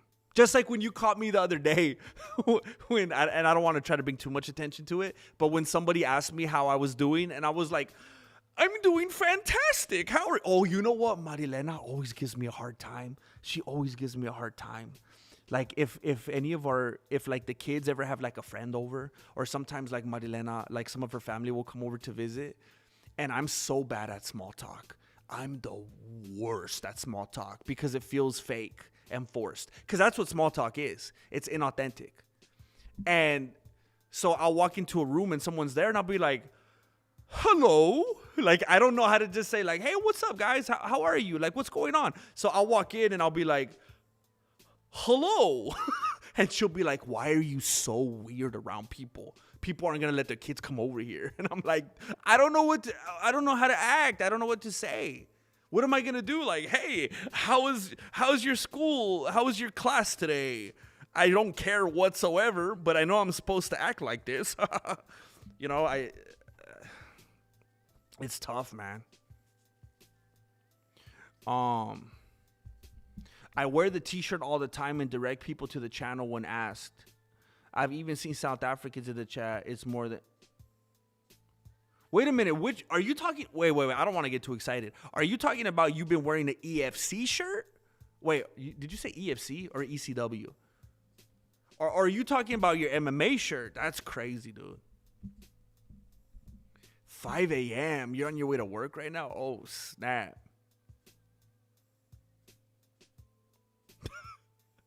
Still waiting on the members only jackets. Dude, there was actually one on the website and I was working on it and I almost posted it, but I didn't like how the design came out on the material. It was weird, bro. I might have to continue tweaking it. What number of views would make you satisfied? I mean,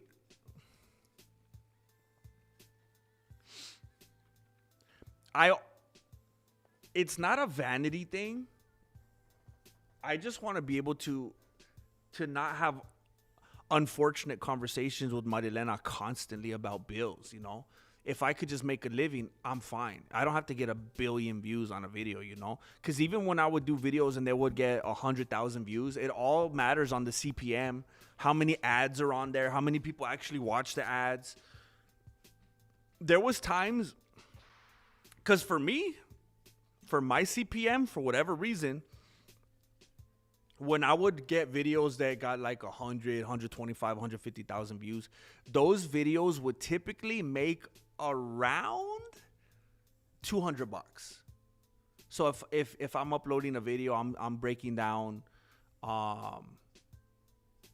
Leon Edwards and Kamaru Usman, it gets 160,000 views. I'd make anywhere from maybe like $150 to like $215. It's kind of in that range. And it's like, dude, because of how long it takes me to write, rewrite, hone, get the jokes, shoot it, edit it, do all the footage, all this searching around for the clips and stuff, takes a few days. So I can't even make one of those till every 4 or 5 days if I'm working like a machine. So if, let's say I put out one a week, I'm gonna make like I'm gonna make like $800 a month, maybe. And you can't live on that. So it's like I had to stop making those. They didn't make sense. Dang, I appreciate that, Adam. That's crazy, dude. The Mexican martial arts t-shirt. Heck yeah, bro. Yeah, I don't like small talk either. I might be people phobic. Yeah, people are kind of annoying, bro. And they're fake. Hey, how's it going? How have you been? Though, you know what? I just heard 39 other people in our radius ask each other the same question. This is so unoriginal, bro. You don't mean it. You don't care. EFC, okay. I thought, nah, that can't be EFC. Sounds too much like UFC, but that makes sense. Dude, yes, trapped in your own body. I know exactly. Like you're a RC car and someone else is controlling you, but you're like, no, I want to go there, over there. Not, heck yeah, not over there. Heck yeah, dude. I think sometimes, man, I wish I could just be like some basic dude, you know, that just doesn't think about anything. That just lives like a caveman, you know, all simple. Just put some lokes on. Like, what's up, foe? GM, you think Barbara was kind of playing up the knocked out? I heard MMA guru say maybe she was coping and somehow trying to make the moment about her.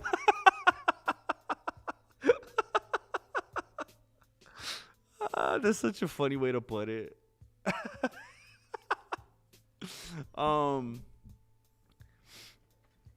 That was one of the things that I was going to talk about if I did make an edited video. Now, I know it's not I don't think it is. I feel like people get very upset on behalf of people, and they like to white knight if they think you're being insensitive. And if I did an edited video, I was definitely going to have a portion talking about the Macy Barber thing. And I know, like, when I talk about Tomas Aspinall or whatever, people get very uncomfortable. They don't like it. I seem like a meanie. But I 100% felt like she was definitely hamming it up. She was definitely milking it. 100%. And I knew, like, if I bring that up, people are going to be like, how dare you? You know, she has these problems and she's had a seizure, whatever. And like, it's so insensitive. Didn't you see how she was hit? And, I know, I'm going to seem like a bad guy. But I just feel that way. I think she's very unlikable. She seems like the kind of person that would do that. She kind of seems like everything's about me, manipulative, kind of diva, kind of like I feel that way too. I absolutely think it was something like that. I think it was very Aljamain Sterling Silver.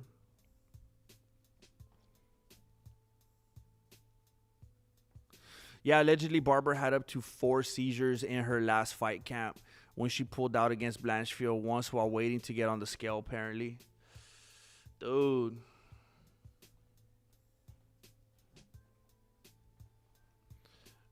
Yeah, that's and I know that makes it worse. It makes it sound like even more insensitive, but I mean, I don't know what to say, man. That's my opinion.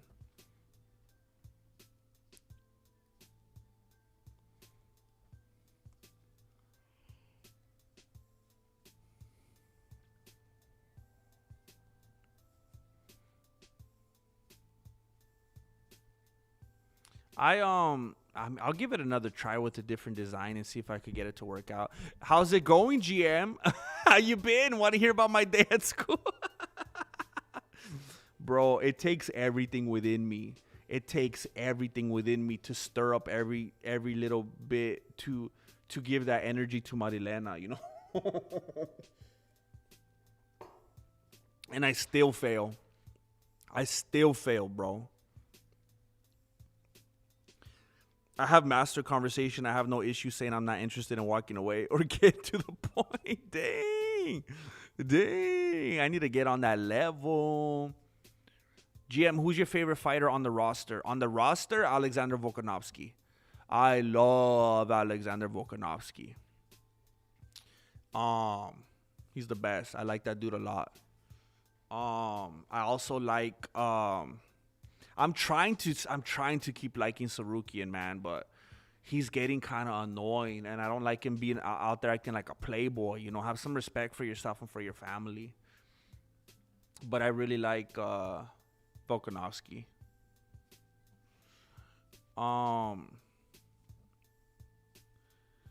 Faiz Jacobs, he's an EFC champion who fought recently, super good and popular. He has good fights.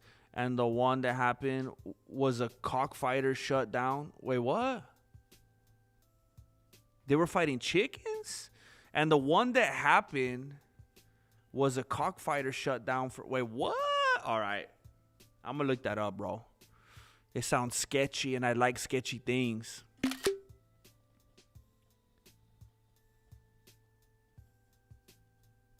I told you before, but my name's Matt.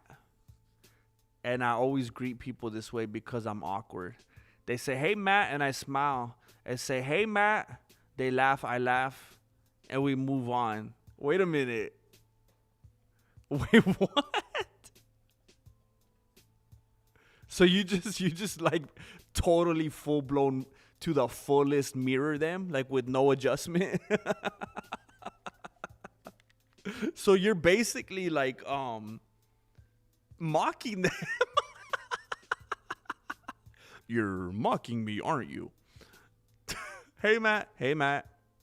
That's crazy, man. That's bold. That is bold with it. That's like getting on Jane Caulfield's level right there. Bro, I didn't realize any of it. Then when I heard Guru say it, it kind of clicked for me. He could be right. Wait a minute. Are you talking about the barber thing? Yeah, man. You know what?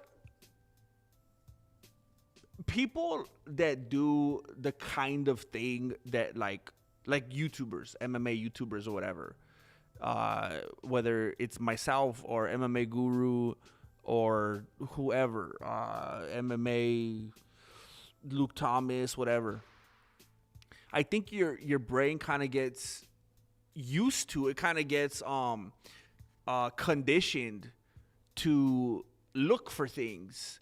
And it sounds kind of weird to say it, but you can't just watch it like a fan. You're 100, because that's a disservice to the people who watch you. So you're like 100% watching it through this lens of I need to formulate a take on this. How do I really feel about this? How am I going to relay this to the people I'm about to speak to? So you're looking through everything with like a crazy magnifying glass. And like as soon as I watched it, and it's not something that you consciously do. I'm not sitting there like, and I know that's kind of the way I described it, but I'm not sitting there like, what can I say about this? How can I, oh man, what kind of angle could I look at this? It's just like your brain is so used to seeing something on a different level and being like, oh, I'm not just taking this for what it looks like, or I mean, for what it is, for what most people are going to take it like. And your brain's already taken it to the next level. And that's why I think a lot of people could think that people like us are insensitive, because they're like, dude, how could you say that? We're talking about people's health. We're talking about people's career, their lives. And it's like, yeah, but we watch a lot of fights. We watch a lot of people do a lot of silly things. And it doesn't mean we're 100% right all the time and infallible. But at a certain point, you start to kind of, you see these things. Life is too short for small talk. Yeah. Life is too small for short talk. I always say that. Life is too small for short talk. It was weird. It was like she was doing like if she was the Undertaker or something. It was like all possessed. How dare you, Angel? Where did that even come from?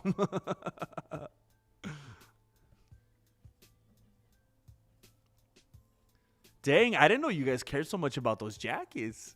Small talk is always weird with me. People ask, how are you? I say, I'm fine, thanks. And my husband tells me, you're supposed to say, how are you back? And I'm like, but I don't care. Why ask? Yeah, see, I have this issue with, like, I don't want to be, like, I've said this to Marilena so many times. Wouldn't you rather me be honest than inauthentic? I tell her, like, it feels gross to me. It feels dirty. It feels wrong. It feels like I'm a liar to be inauthentic. So then when I'm authentic, a lot of times it hurts people's feelings. I'm like, well, bro, what do I do?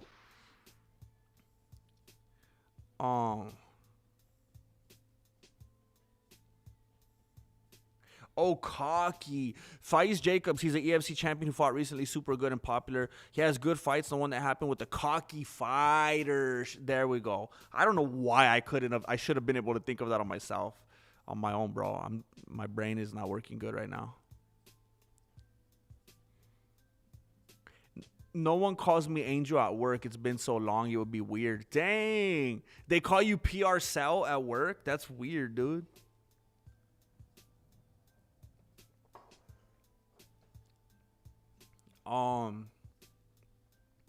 I don't know. I'm always the guy that believes people are hamming it up. Heck, half the fights are fixed now. Anyways, allegedly. Having seen epileptic seizures occur. Barbers looks... Yeah.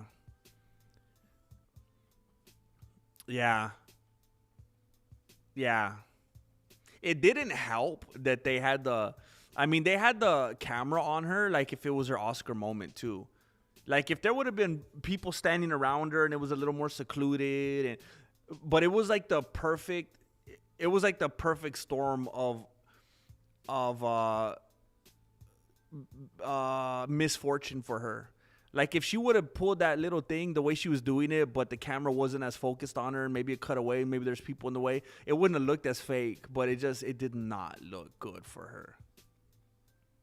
Did you see Bruce Buffer accidentally announce the wrong winner? Yeah, that was crazy. Dude, there's so many good moments from this card.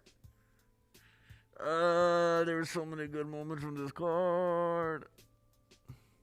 I was telling myself last night, though, because I contemplated staying in here after the stream last night to work on some extra stuff, and I was gonna be in here for maybe a couple more hours. And you know what? I actually talked to myself out loud, and I said, "Hey, stupid! How many times have you decided to stay in this dojo longer?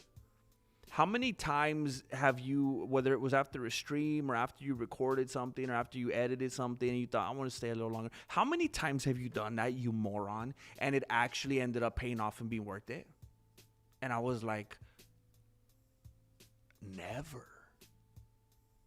So it's like, I keep thinking I'm going to regret this so bad if I don't make a full card breakdown, because this was like the best card we've had in I don't know how long, and so many funny and ridiculous things happen. And I feel like it would be a shame if I didn't make an edited breakdown. But at the same time, it's like, if I spent days working on that and then I uploaded it for it to get 3,000 views, bro, I would light my beanie on fire. I would free the beanie. And I've done things like that before. Like when I spent forever making that masterpiece of the Tomas Aspinall video, thinking this was going to be like such a big deal because it was so exhaustive and in-depth. And yeah, and then it didn't do well. And I was like, never again. Never again. Dude.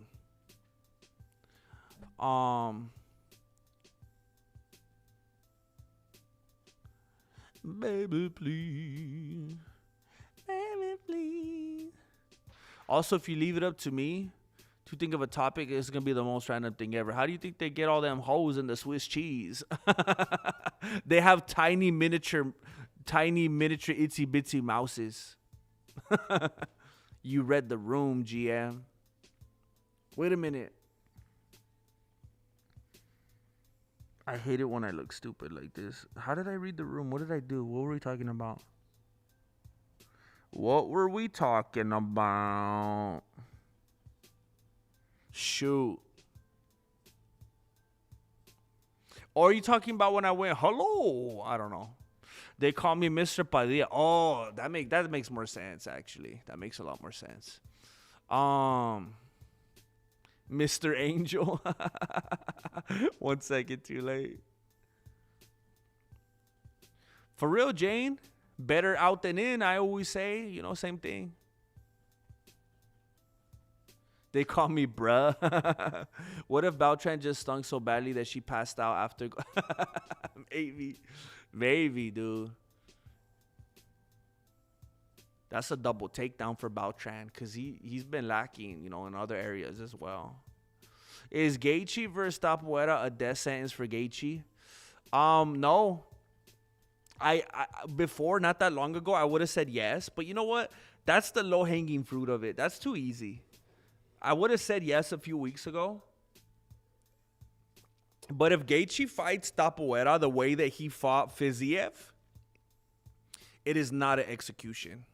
I'm not saying Gaethje will win. I'm just saying if Gaethje fights the way he fought Fiziev, it is not going to be a death sentence.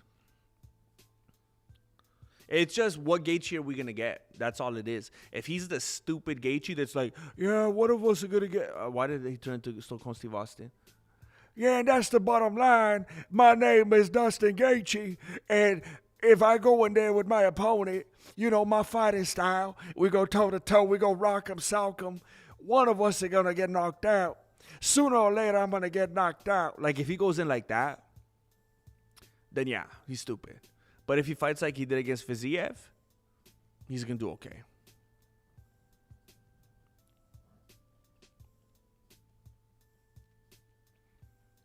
Everybody from now on, only if you watch the stuff he puts on. Everybody from now on, if you watch the stuff he puts out, make sure you like and hype it. Yeah, I mean, I'll tell you, if for those of you who are watching right now, if you actually like this channel, because there might be like 2 or 3 or 18 hate watchers. If you're here right now and you actually like this channel, just know if you ever watch one of my videos and you don't like or hype or comment or watch it till the end, YouTube 100%. You're like, it's like market research, and you're like the test group. YouTube will see you not doing those things, and they'll go, oh, they didn't like them. They're called, I've actually done research on this. I was talking with Gemini. It's called satisfaction scores. If you watch any of my videos and you leave without liking, leaving comments, doing all that, YouTube's like, they didn't like it, or else they would have engaged. So they every time I upload a video, it goes to a little testing pool to begin with, and they'll usually send them to like the hardcore of the hardcore. And if those people tend, like, they're not opening up the notification, they're not watching it, they're swiping out, they're ignoring it, then YouTube's like, nah, we're not going to show it to more people. Even his loyal didn't want to watch it. If those people open it and they don't like it, don't leave comments, whatever, then YouTube's like, they're not even his own people. His core audience ain't even engaging. We're not going to show it to more people.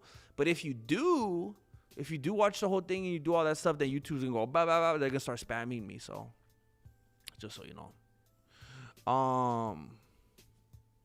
Thank you, Dustin. What about Mr. Bruh? That'd be funny if you had like some intelligent kid that put it together. Hey, Mr. Bruh.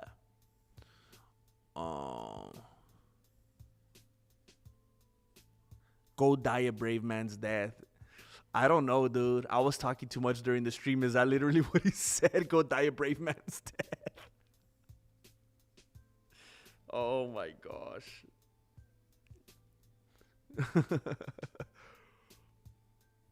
We were talking about the science behind why farts smell worse in the shower than anywhere else. Wait, what?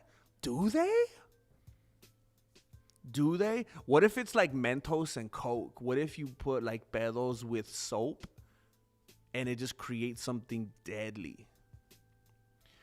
Mr. Bruh, could you guys do that experiment in your class for us?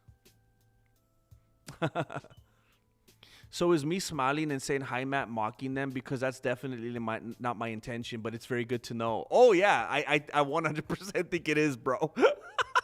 Dude, you know, sometimes, because it's different, because we're talking to each other through text, so we can't hear each other's intonations and inflections and stuff, so sometimes I don't, so I don't know where, you know, you don't know where the spectrum's at, you know what I'm saying? I don't know where, but, so I'm telling you, dude, because it kind of blows my beanie that you didn't realize that.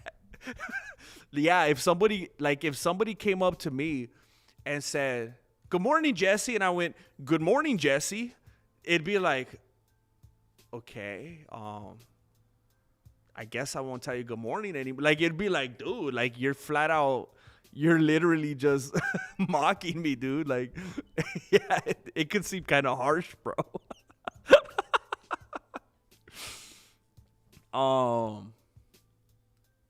Now, I could see Jim Carrey doing that in a movie. Like, if his character was Matt, and they're like, "Hi, Matt," and he's like, "Hi, Matt," like, being silly about it, then I could see, like, oh, that guy. But if someone, I don't know, like in real life, I just feel like most people, especially most people, are sensitive. And I feel like they'd be like, oh, I guess he didn't receive my salutation very well. I hit the like on all your videos and streams, even if you're in here talking about how great dogs are. Unless they're pit bulls. The methane in farts is water soluble, so instead of dissipating, it binds with the water. Dang, that's crazy, dude. Heartless Steve is a fart doctor, bro. It took us all this time to realize. I just made it up, but that sounds legit. I actually admire that you can actually be this fake. Dude, that sounded so good.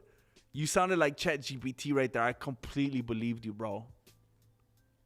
I must have been misreading the room because I thought people were vibing with it and thinking it's funny. This is good information. Dude, I feel kind of bad, bro. Like, yeah, I mean, because I also don't want to give you bad information, because if you happen to be with the kind of people, because look, okay, listen, if they know that you're on a different wavelength, I don't know if they know this. If they know that, that could potentially change everything. If they know that, then it's like, I love that about this dude. If they don't know that, they might just be like, you know, because what are they going to do? Are they going to confront you and start a whole argument and make things weird? So they might just be like, oh, what the heck? Why does he do that? You know, I don't know, man. It's hard to know. Dustin definitely I always like, oh, heck yeah. Thank you, Tom Bao. I thought we were talking about Gaethje. Wait, is it just me with stronger shower farts than other farts? I don't know. I don't do that, Jane. I don't do that. I just hiccup instead. Cause you're a teacher, you're an educator, bro. That's the oath that you took. Reading a room? That's dumb. You read books, bro. You got to read the writing on the wall. No, I don't repeat whatever they say. It's only when they say my name greeting me. Oh, no. I know. I know. I'm just saying even that. Yeah. Like if someone said, hey, good morning, Jesse. And I went, hey, good morning, Jesse. I feel like to me, I feel like if I was on the receiving end of that. And here's the problem though, bro. I'm trying to anticipate what other people are thinking, but from my brain. So there's some hiccups here. But what I would think if I said, hey, good morning, Sheila, and she went, hey, good morning, Sheila, I'd be like, oh, she has a problem with me. She's mocking me. She's acting like I'm an idiot because I said good morning to her. Is she making fun of the way I approached her? Did I say it with a weird tone? Is she mad? Did I say something that's making her think, why is this idiot telling me good morning? She's just giving it back. Like, that's the hole I will go down. Gotta take one for the team. Nah, you're good, bro. We all do that in one form or another here, Melancholy. Yo, GM, you should do a breakdown series called Fights to Remember, where you break down classic fights examples, some of the glory fights, the whole Volk versus Max, Dominic Cruz versus Team Alpha Male. You know what I tried to do a while back, Mona Kenny? There was a show on Fight Pass. What was their names?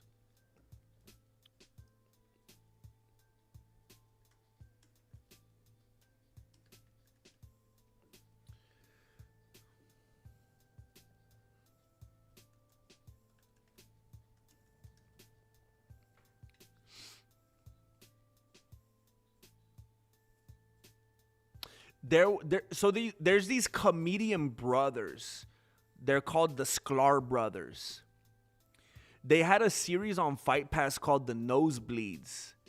And it was kind of like a comedic show. They would kind of, like what you're talking about, they would do something like that. They would break down classic fights, Hall of Fame type of fights, and they'd put like a funny spin on it. In my opinion, it wasn't even funny. It seemed very like network TV, like very watered down, probably got a bunch of notes, who knows. And I remember I emailed Fight Pass and I was like, I saw this show And I don't remember exactly what I said. But it was something like, I saw this show, and it made me, I thought it was exciting because it let me know that you guys are open to this kind of content. I think that's great. I do something very similar. I would love the opportunity to, here's, check out some stuff I've done. And I was actually DMing with somebody from Fight Pass, and then they kind of just dropped off the earth, and it never went anywhere. This was years ago. But I wanted to, here's what I'm getting to, Mona Kenny. If I could, like, work with someone like Fight Pass, and they were like, yeah, we're going to put you on our payroll, and we want you to make this many videos, then I'd be like, cool. But it's almost like, I mean, look, Mona, you even bringing that up is a huge compliment. When somebody tells me, hey, bro, I'd love to see you do this, that's like, that's amazing that they'd want me to do anything. That means they like what I do. That's cool, right? But like, so that, I want to say thank you for that. But the problem I run into is, if I just wake up tomorrow, Monday morning, and I'm like, that's what I'm going to sit down and work on. I'm like a subcontractor, basically, like I'm going to basically work for free that day. So I could make a amazing breakdown and upload it or whatever. And then I got to go tell my wife, like, hey, I worked for 12 hours today and for free. That's not going to go down very well. So that's why I'm like, I need to start figuring out how to start getting enough views again that I could get sponsors or something. And it's weird. It's a trap. I'm not here catching 22s, because maybe if I made the content you're talking about, maybe I'd get solid views again where I could get advertisers. But, I've done videos that I thought were good along those lines, and they didn't get views. So it's like, I don't know, dude. I feel like I'm trapped. But I like it. I like the idea. No blood was involved with the oath, so it doesn't count. Dang. Or you could do a video on why John Jones is actually a good person. That would be amazing. I want to do one of those on Brendan Schaub. You know what? I'm actually becoming a Brendan Schaub sympathizer. I'm becoming a fan. People hate him so much, it's making me like him. People hate Brendan Schaub. The reasons that people hate Brendan Schaub for, by the way, because I'm not saying he's a perfect, amazing, infallible dude. But here's what everyone should consider. The things that they hate him for, like, all their favorite people are doing those same things. So it's like, what are we doing? It's become an easy target. Like, people are like, I'm supposed to hate the Rogan Sphere dudes. I'm supposed to hate them. That's what we're doing, right? Right, everybody? All right, let's hate them. It's become popular and trendy. So it makes me, like, want to go against. Like, wait, why? Why are you guys doing it? That's why? That's stupid. That doesn't even make sense. I think I'm going to get some Brendan Schaub merch.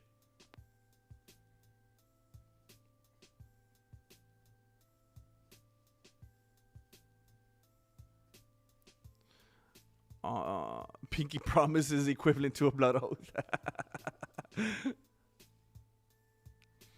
I just texted my coworker. First off, he said I'm weird.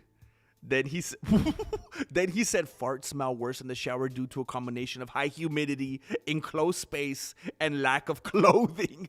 The increase in humidity increases nasal sensitivity.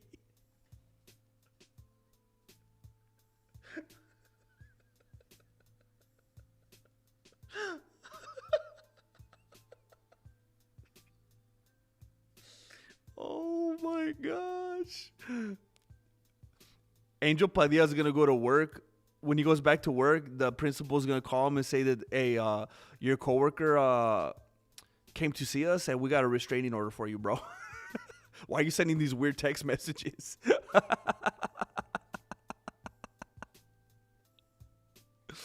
I need a butthole cloth for the shower. Oh my gosh. You just got to start taking cold showers. Oh no, but you also got to get a plug too though, cuz it's still the enclosed space and there's no clothing covering it. Yeah. Oh my goodness. Oh my goodness. I eat healthy, which is part of the problem.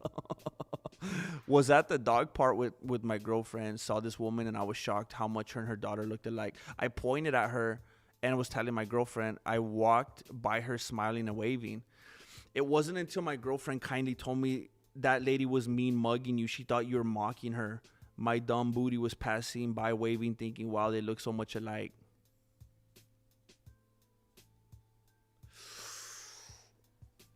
You got to just shove the bar of soap in there.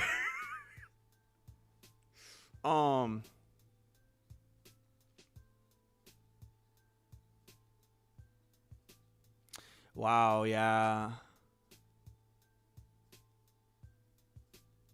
See, I was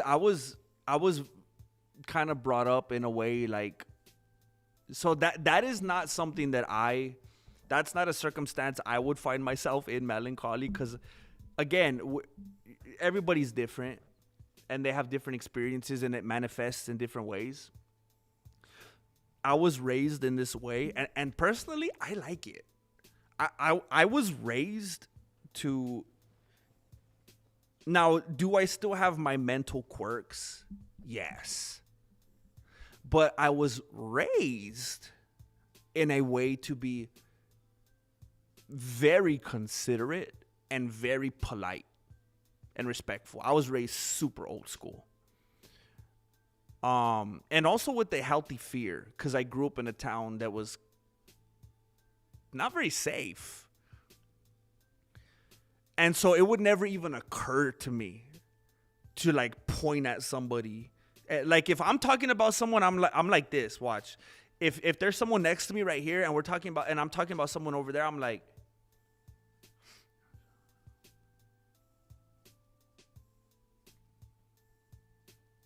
I'm the most, because it's like, you don't put yourself on the radar. You don't know if someone's carrying. You don't know if someone's got a problem, if there's something wrong with them mentally. I don't want them to see that I'm talking about them, because I don't even like talking with people. So I don't even want them. I don't want to give them the satisfaction to even think I'm talking about them. Like, I'm just so super weird and covert about stuff like that. But I get it. Because there's stuff that I will do. Like, I'll say things that I think are funny out loud, and my family is mortified. And to me, it's like, oh, that means it's time to do it louder. And I get a kick out of it. Or like, I'll say something that Marilena will be like, do you know that people can hear you? Like, I don't think you said something that you want people to hear. And like, I'll say it again. Or like, most of the time it's to make people laugh. But like, if I think someone's doing something that's wrong or disrespectful, or like, there was a guy that was trying to cut me off in line I hate 2-lane drive-thrus, by the way. Unnecessary problems. Every time I go to a place with a 2-lane drive-through, I just park. I'll go inside, but when I'm with everyone, they start complaining. I'm like, I'm all conflicted. I went ahead and did it. And there was this dude that was trying to cut me off, and it bothered me, and I kind of flipped out a little bit. And it's very uncharacteristic of me, because I'm always telling everyone else, you never know who people are. It might be someone that has nothing to lose. Maybe they have a weapon. Let it go. They caught me in a weak moment. And I started talking very loud about how this punk was trying to cut me off. And they're like, do you know that he could hear you? And I was like, yeah, I know that he could hear me. And like, I was just, so, I mean, I get that, but that's different to be looking at a lady and be like, it might have seemed like you were mocking her. Like, yeah. It's different, I guess, when you're smiling. It almost seems there's something mocking about it. Because when you're angry or mad or aggressive, that's different. When you smile, that kind of adds the potential sarcasm and mocking element to it. I'm not trying to make you feel bad and give you a hard time, dude. I'm just trying to flush it out. Brendan gets a lot of hate due to his comedy, but that guy is a crazy hard worker. I don't know any other UFC vet making that much content like him. His shows, podcast, comedy got respected. Yeah, here's the way I look at it. When people just go hard, when they go hard about making fun of his thing, Gringo Papi, hey, Gringo Papi, what a failure, you're a failure, blah, blah. When I stop and think about it, I'm like, hey, you people that are doing this to him, would you do that to someone like that you know in real life that like failed at being a dentist or that failed at being a math teacher or that failed at being a painter? Like, what's wrong with you? Because if they say, yeah, he's a bad guy, he was a cheater, or he scammed somebody, or what? Okay. But if they're like, yeah, I make fun of him, he's an idiot because of his comedy, he's a failure at comedy, I'm like, so that's how you are? You just you bully people because they had ambition and they tried something and unfortunately they failed? Am I hearing this right? That's super weird to me. That they just go so hard making fun of him because he tried something and it didn't work out. Which, by the way, I went out of curiosity. I was like, I gotta find out what the heck is going on here. And I was watching some of Gringo Papi. And I was like, dude, is it my favorite? No. But this is no worse than so many lackluster comedy stand-up specials that I watch. It is no worse than the vast majority of them. And yeah, man, like Golden Hour is probably my favorite podcast. The dude he's funny. He's funny. The timing that he has when he chimes in and says I laugh. I'll catch myself laughing out loud. And I'm like, oh, wait a minute. I'm supposed to hate him. I forgot. It's like, what? Yeah, it's weird, man. I'm about to go on my own science journey. Kind of. When Brendan's trouble started, when he was being flagrantly bad to people he walked into what's happening. But I mean, and look, I'm not trying to argue with you or whatever, NFGU, but it's kind of a he said.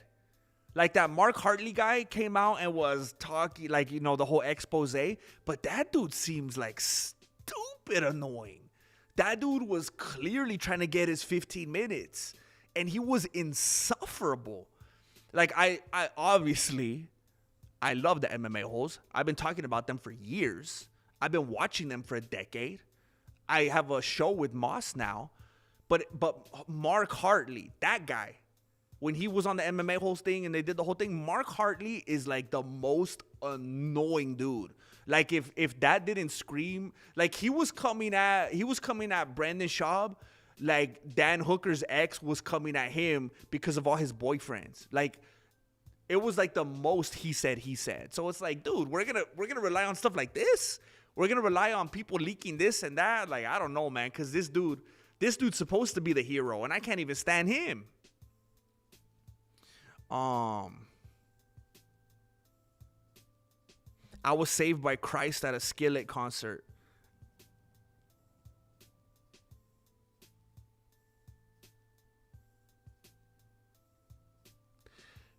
Bro, you know that I always talk about my faith, and that means a lot to me.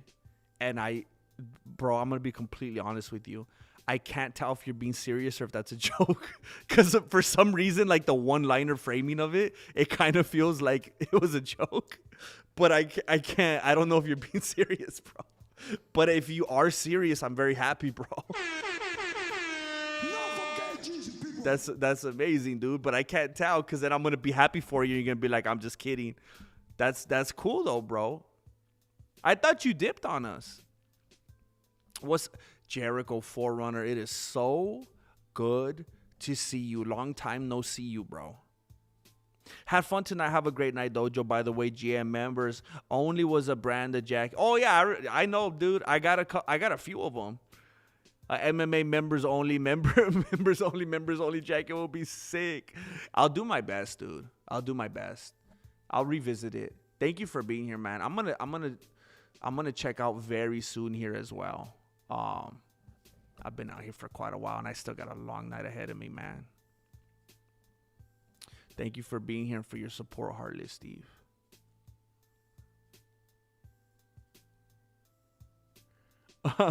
It's very simple. It's not going through a double HEPA filter. You wear underwear, then your pants. Simple. Your fart box is exposed.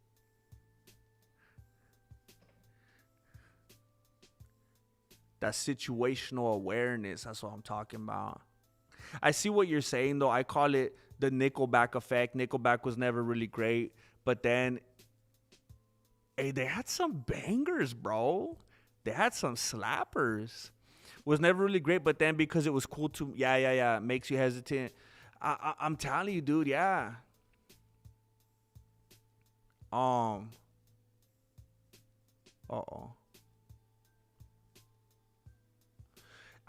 feel like the same thing happened with Shaw, man. You're right. That's a very good example, though. That's a very good example.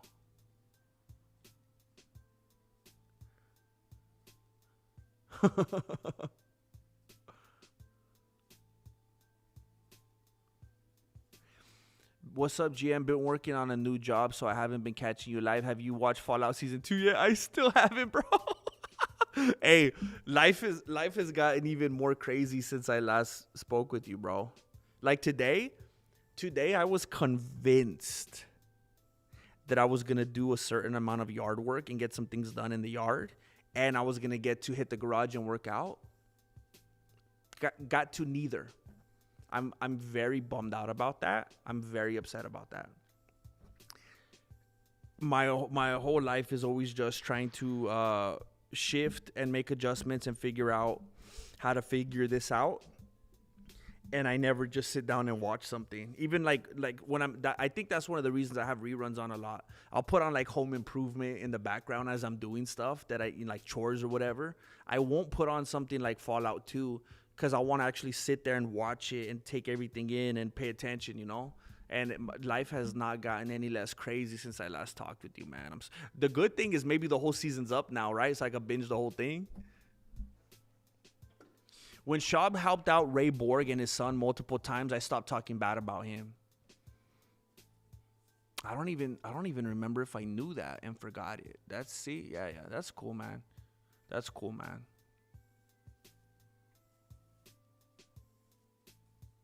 What do you mean your area was dangerous? Like Win, Oregon? Like only one made no. Like gunshots all the time and gang violence and yeah. Helicopters coming over, taking people to the hospital a couple times a week.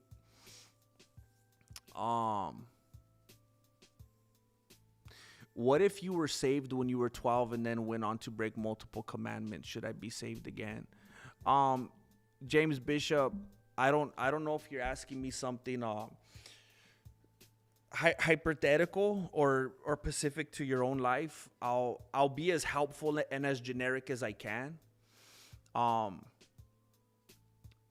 The understanding that I have of the scriptures and of the gospel is that if you are saved, then you are saved. My interpretation, my understanding of the scriptures is that you can't lose the salvation that has been freely made accessible to you.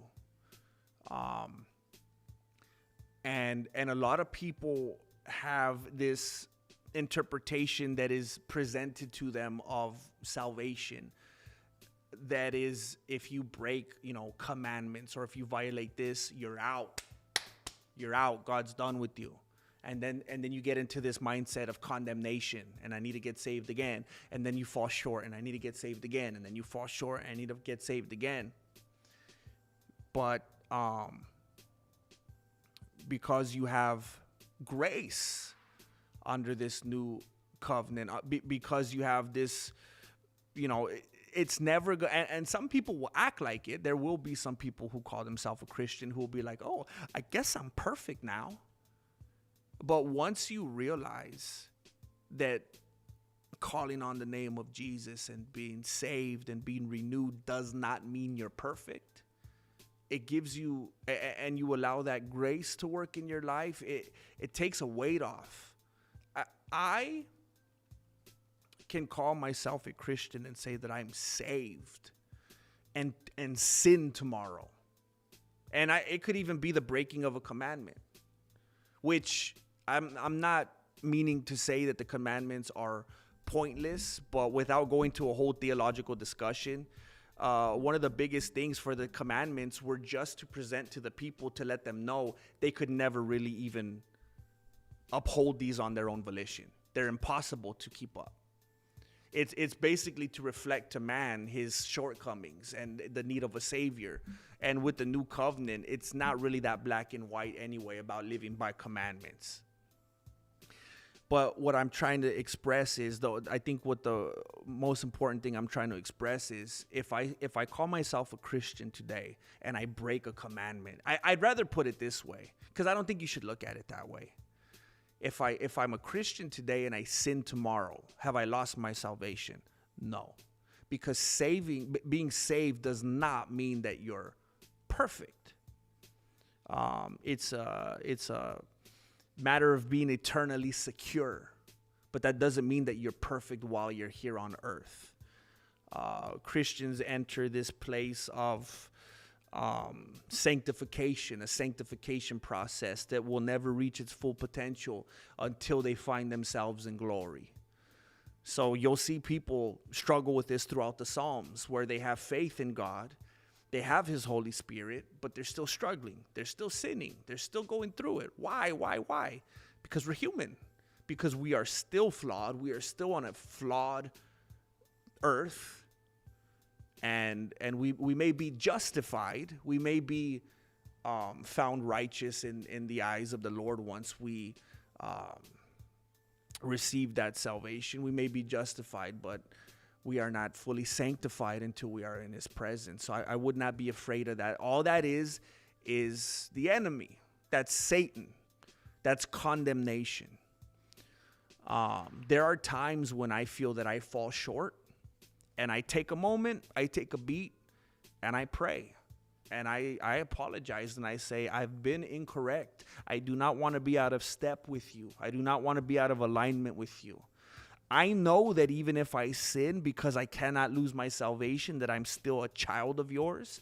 But I don't want to fall out of your favor, because I believe that you can be, a child of Christ, that you can be saved, but not quite be in his favor because of the way that you're living. And although I don't think you can lose that salvation, I think you can kind of lose your place as being a favored child and having a certain amount of blessing and peace in your life. And I think if what you're experiencing is, I feel like I've kind of fallen out of where I'd like to be, I feel like I sinned, I would say that's just a matter of connecting, a matter of prayer, a matter of saying, hey, I'm not where I wanted to have been. I want to be there. I'm sorry. Please make me right. Make me whole. Help me to get there. I wouldn't say that's a matter of salvation, having been lost. But what I would say, if you're in the position that you're describing, something along the lines of, you know what? If I never really was there to begin with, if I was confused, if I was misled, if I was given a superficial presentation of the gospel, can you open my eyes, Lord? Can you lead me in the right direction? Can you renew me now? If I was wrong before, can you make me right now? Can you help me be where I need to be now?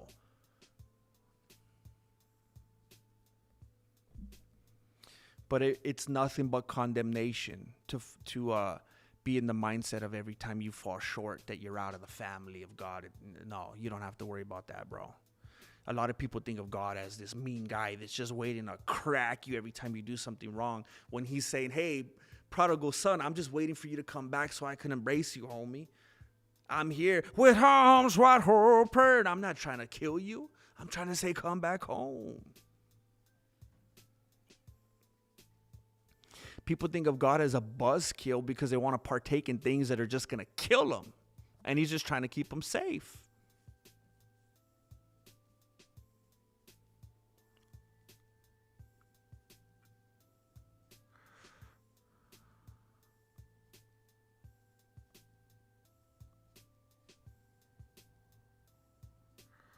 Dang.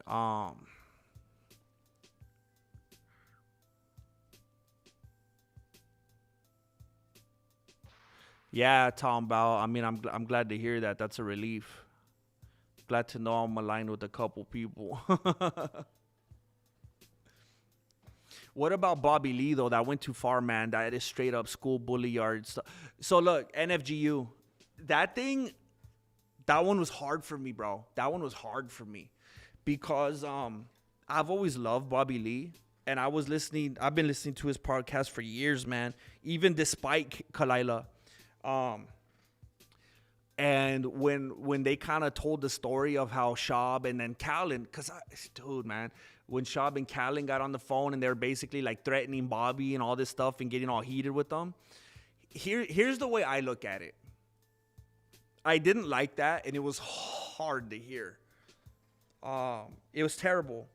But the way I look at it, if you're either going to be objective or you're not. And when I was like, okay, let me look at it from their side. They're looking at Bobby, because Brian Callen came on Tiger Valley not too long before that. And it was just a love fest with him and Bobby Lee. They went way back. They absolutely adored each other, loved each other. It was like, dang, this is kind of nice. And from Callen's and Brendan's perspective, it was like, how could you do this to us? Like, you hacked us? Or you guys are trolling us? You guys are trying to take us down? Is that how much podcasts mean to you? You guys are trying to turn people against us and say this? So without getting on the weeds of the whole thing, I think I'm trying to give the benefit of the doubt. Like, imagine if you had a super homie that you went way back with, way back. And then you come across something that makes it look like they were a total backstabber, double crosser. They were out to get you. They're trying to ruin your career and your livelihood. You'd be like everything you ever knew was a lie. And that could make you flip out, you know? So me trying to give the benefit of the doubt, that's how I look at that. Like, oh, you're calling them schoolyard bullies? Turns out they thought that this dude was backstabbing them and lying to them right in the face and being a two-faced hypocrite, acting like their best friend. Like, how would you act? Like, that's how I started to kind of look at it. Yeah, I guess two things could exist, James. Yeah.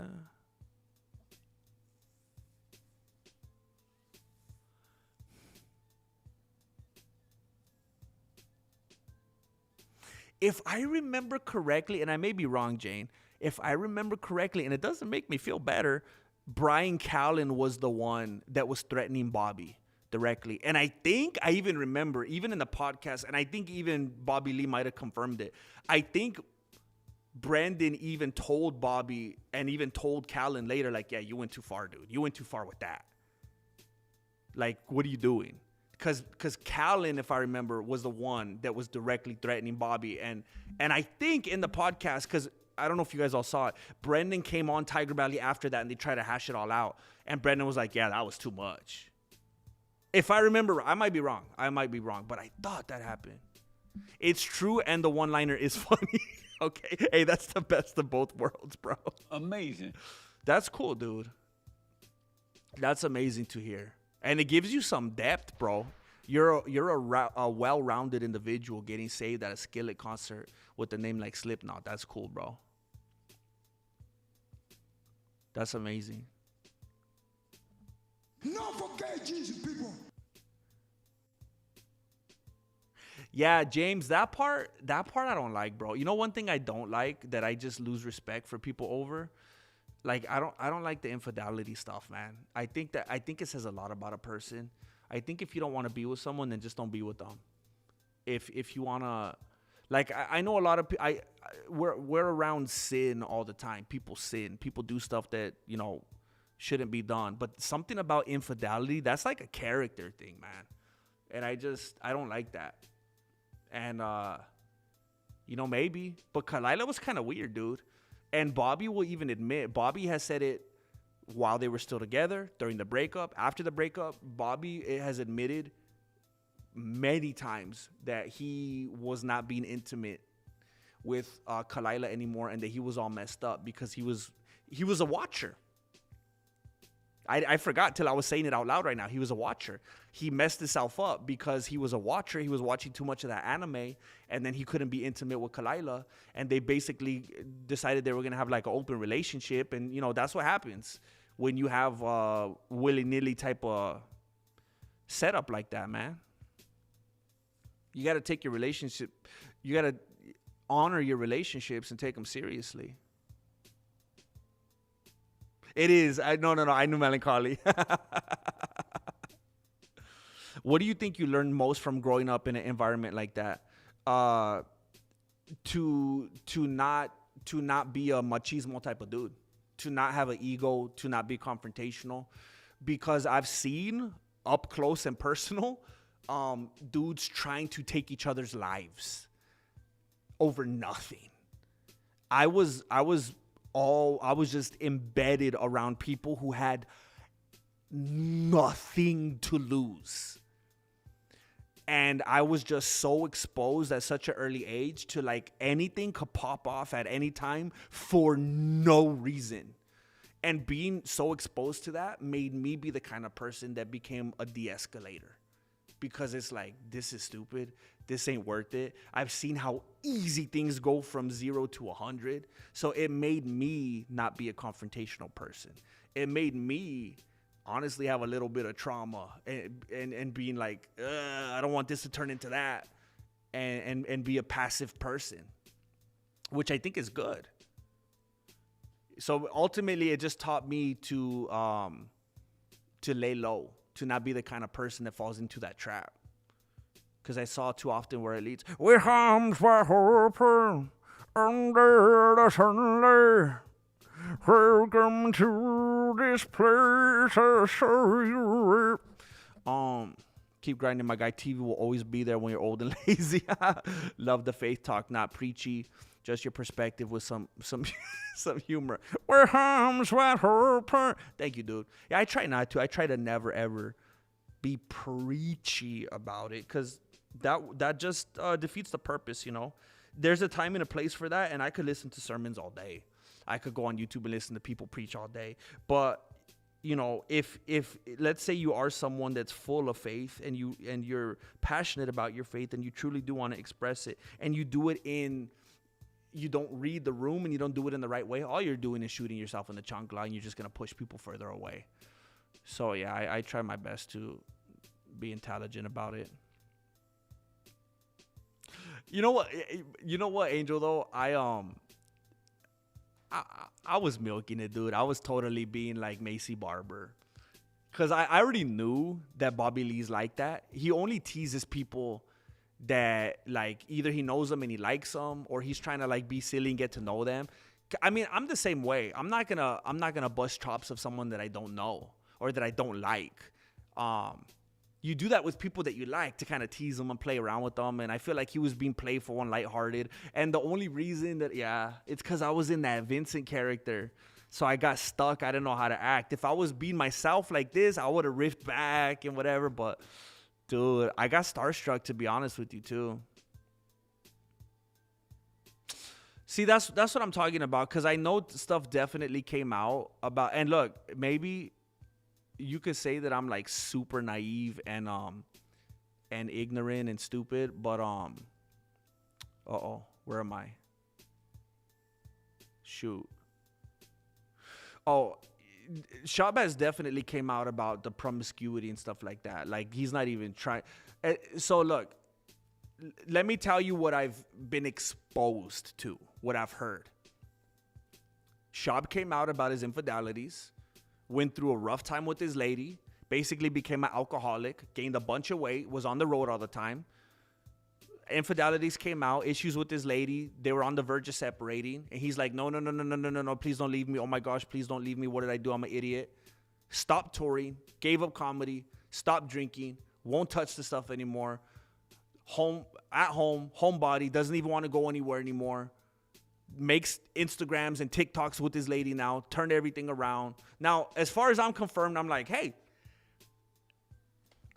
here's what I heard him say, and here's what I'm seeing. Lost a bunch of weight, gained a bunch of muscle, got in shape, stopped touring, stopped leaving home all the time, stopped drinking. Looks like he's happy with his wife. I mean, we've seen miserable wives. We've seen John Jones' wife. We've seen Conor McGregor's wife. His wife looks super happy now. Like, if things turned around, they're in the videos together. They look like they're hamming it up together. So I'm like, hey, if that's what's being presented to me, if his wife is making videos and laughing with him and hugging with him and embracing him and everything's all good, why the heck am I going to be crying about it? If he turned into the Partridge Family and they seem like they're all good now and they're happy, I'm going to act like with Unique Entertainment. Have you guys seen that YouTube channel? Oh my gosh, bro. And I'm like, what am I going to do? I'm going to be over here crying, pointing the finger at this dude like a loser. So it's like, hey, maybe he's cheating. Maybe I'm an ignoramus. Maybe he's lying to all of us and tricking us. I guess I'm oblivious then. So that's the way I've chosen to look at it. Hey, I'm going to take your word for it, dude. You admitted it. You came out with it. Looks like you turned things around. You even look different. Your relationship looks different. You're all coaching these teams. You don't even have the time to go out and cheat anymore. Okay, I'm going to believe you until something else pops up. Dang it. How far behind am I? I'm liking this guy. I feel like RAF is giving the people what they want. I feel like they're doing things that even the UFC isn't willing to do. And I've been watching, not as much as a lot of other people, but I think I'm going to be watching more. I don't agree if it was your real homie, you have a difficult conversation. They went from 0 to 10, decide to threaten Bobby. I mean, yeah. If I had a real homie like that, I'd be like, hey, bro, I'm hearing this. How would you respond to this, bro? Give me something to work with here. But we have, so look, yeah, I don't want to try to discount what you're saying. I understand. I see that angle.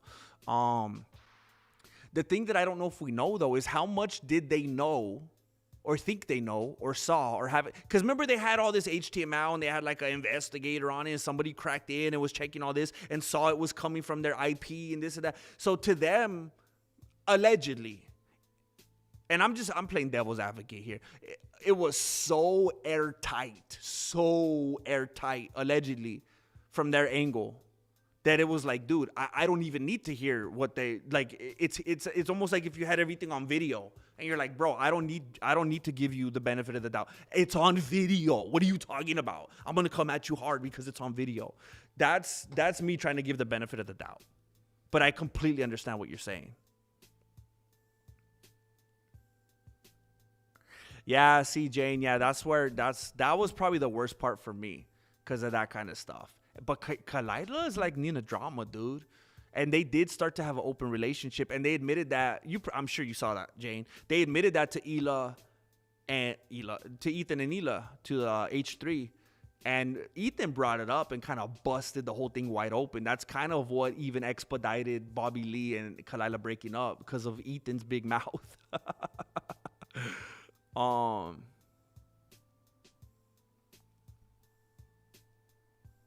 Wait, spring break is over for you guys? Oh, shoot. Much love and blessings, bro. By the way, I'm going to dip out in like 2 minutes probably. I'm going to dip out very soon here as well. Heck yeah, dude. Heck yeah.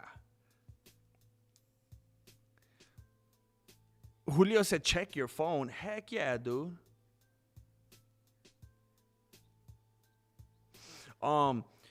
Julio sent 10 big ones to the PayPal. Thank you, bro. Yo, GM, was wondering if you ever thought about making some reaction/comedy style videos on other topics besides MMA, like news, political stuff, funny or crazy videos of people, kind of like these other channels, Abba and Preach, Moist Critical, Hodge Twins. Thanks for the stream.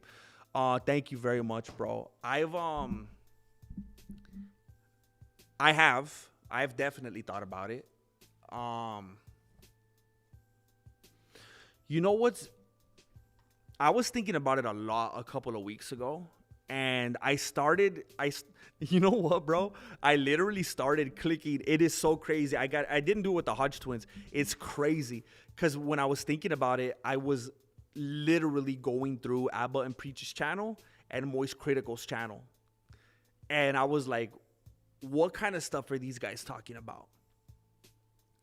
And I was like, I mean, it worked for them, dude. People have been telling me for like 6 years to do stuff like Abba and Preach because they just keep it so simple. And dude, every time I click through videos and watch what they're doing, I'm like, I don't think I care enough. Like, for reals, I feel like if I try to watch these videos of these whatever, it's usually some crazy lady or something or whatever's going on. I couldn't even make myself care about politics, bro. But if it was like some funny viral video or lady doing something or whatever, I'll watch like 4 minutes of it and I'm like, I can't even pretend to have a take on this. I just don't care. I just find myself not caring about anything ever. I just don't care about anything. And I don't know if there's like a term for that or why I'm that way. I just don't care. So I feel like it would come across as inauthentic, or it would take me forever to make a video because maybe if I finally found something that kind of interested me, I would do it. And then like 3 months later, maybe I'll find something else. Like, I don't know how I'd be consistent with that. It scares me, man, because I always feel like I put myself in a corner with this MMA content and I should branch out. But then when I think about it, it's like, what the heck could I talk about? Of course, except doing my channel about faith, with that, which I've been putting on forever. Oh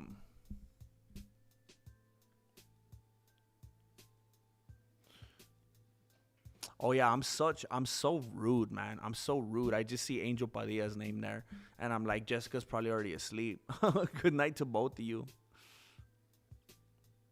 So can I ask you, do you give Sean O'Malley credit for changing his life and being a family man as well? I'm asking the questions. I didn't even know that. Like, I have definitely been giving him the credit lately, and hopefully you've heard me saying this, so you don't think I'm just saying it right now. I used to really, really dislike Sean O'Malley, but he started acting way different lately and being super humble. And he's always had a good sense of humor, but it's easier to laugh at and like now that he's making himself more likable. So I'll start off by saying that, and I've been giving him credit a lot over the last few months. I feel like he is starting to show more humility and be a little bit more self-defecating, and it's easier to root for him when he's like that. I had no idea about him and his lady. I don't know. I thought I heard someone say something about them. I thought they just like flat out got separated and weren't even together anymore. I don't even know. But if he turned his life around and he's like, I'm going to be a family man, that was stupid. I want to just be with my lady one-on-one, no more playing around. I don't want to be sharing her with my coach. I want to be monotonous. 100%. Like, I'm all for redemption stories. You know, that's what it's all about. How if there's something that someone is doing that makes me dislike them, if they turn that around, what the heck is wrong with me if I'm like, nah, I'm gonna keep disliking them? That's crazy. Hey, James Bishop, good night, man. Much love and respect. And if you feel like it, we would love to be able to be blessed with your presence again tomorrow, man. Much love. And you know there's going to be prayers, bro. Much love. I love my Bab tea. That's the goal. That's the goal. I was thinking of a lot of ideas for it actually earlier today. It's probably because I went to church. But I was thinking of a lot of ideas. I think you might see it sometime soon. Good night, James. Try to get some good rest and best wishes. A lot of hugs to you. Can't wait to see you here tomorrow. I hear you. I have always liked Sean O'Malley, but more recently, heck yeah. Now we're just waiting for Rick Glassman's Redemption, Melancholy. I better dip out now. I honestly stayed on here longer than I thought I would. I cannot believe, oh my gosh, we're at 3.5 hours. I did not mean to stream that long. If you guys haven't seen episode 2 of the Moss and Jesse show, please go scope. Oh, snap. Never mind. Here we go.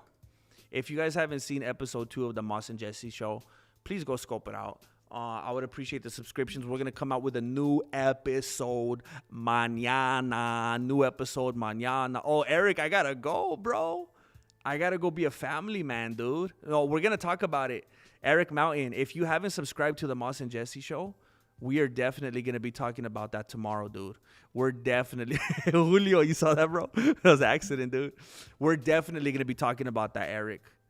I need you to show up and watch the Moss and Jesse show tomorrow, Eric, because we're definitely going to be talking about all that stuff and how Macy Barber totally, absolutely, completely milked it and faked it, and she's a Hollywood actress, bro. She's a Hollywood actress, bro.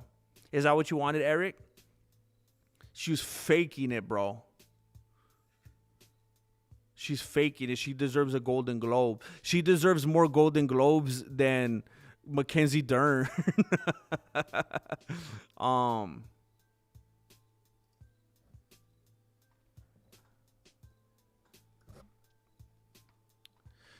It was the first KO submission in UFC history. Hey, Eric Mountain, if you are not subscribed to the Moss and Jesse show, please go subscribe, bro. We're going to do a video talking about all the shenanigans from the fight night tomorrow. Please check it out, bro. And then I'm going to do a UFC news to fall asleep to on Thursday. I'm going to do a new one. I'm going to be talking about it on there as well. How fast would Ilya kill Sean? Late in round 1. Spring break is a mindset. I'm always on vacation. Mona Kenny, okay, look, I'll show you on purpose. I'll show you on purpose now. Did you guys not see that during the last fight night where this dude, it was ridiculous, bro. Oh, no pun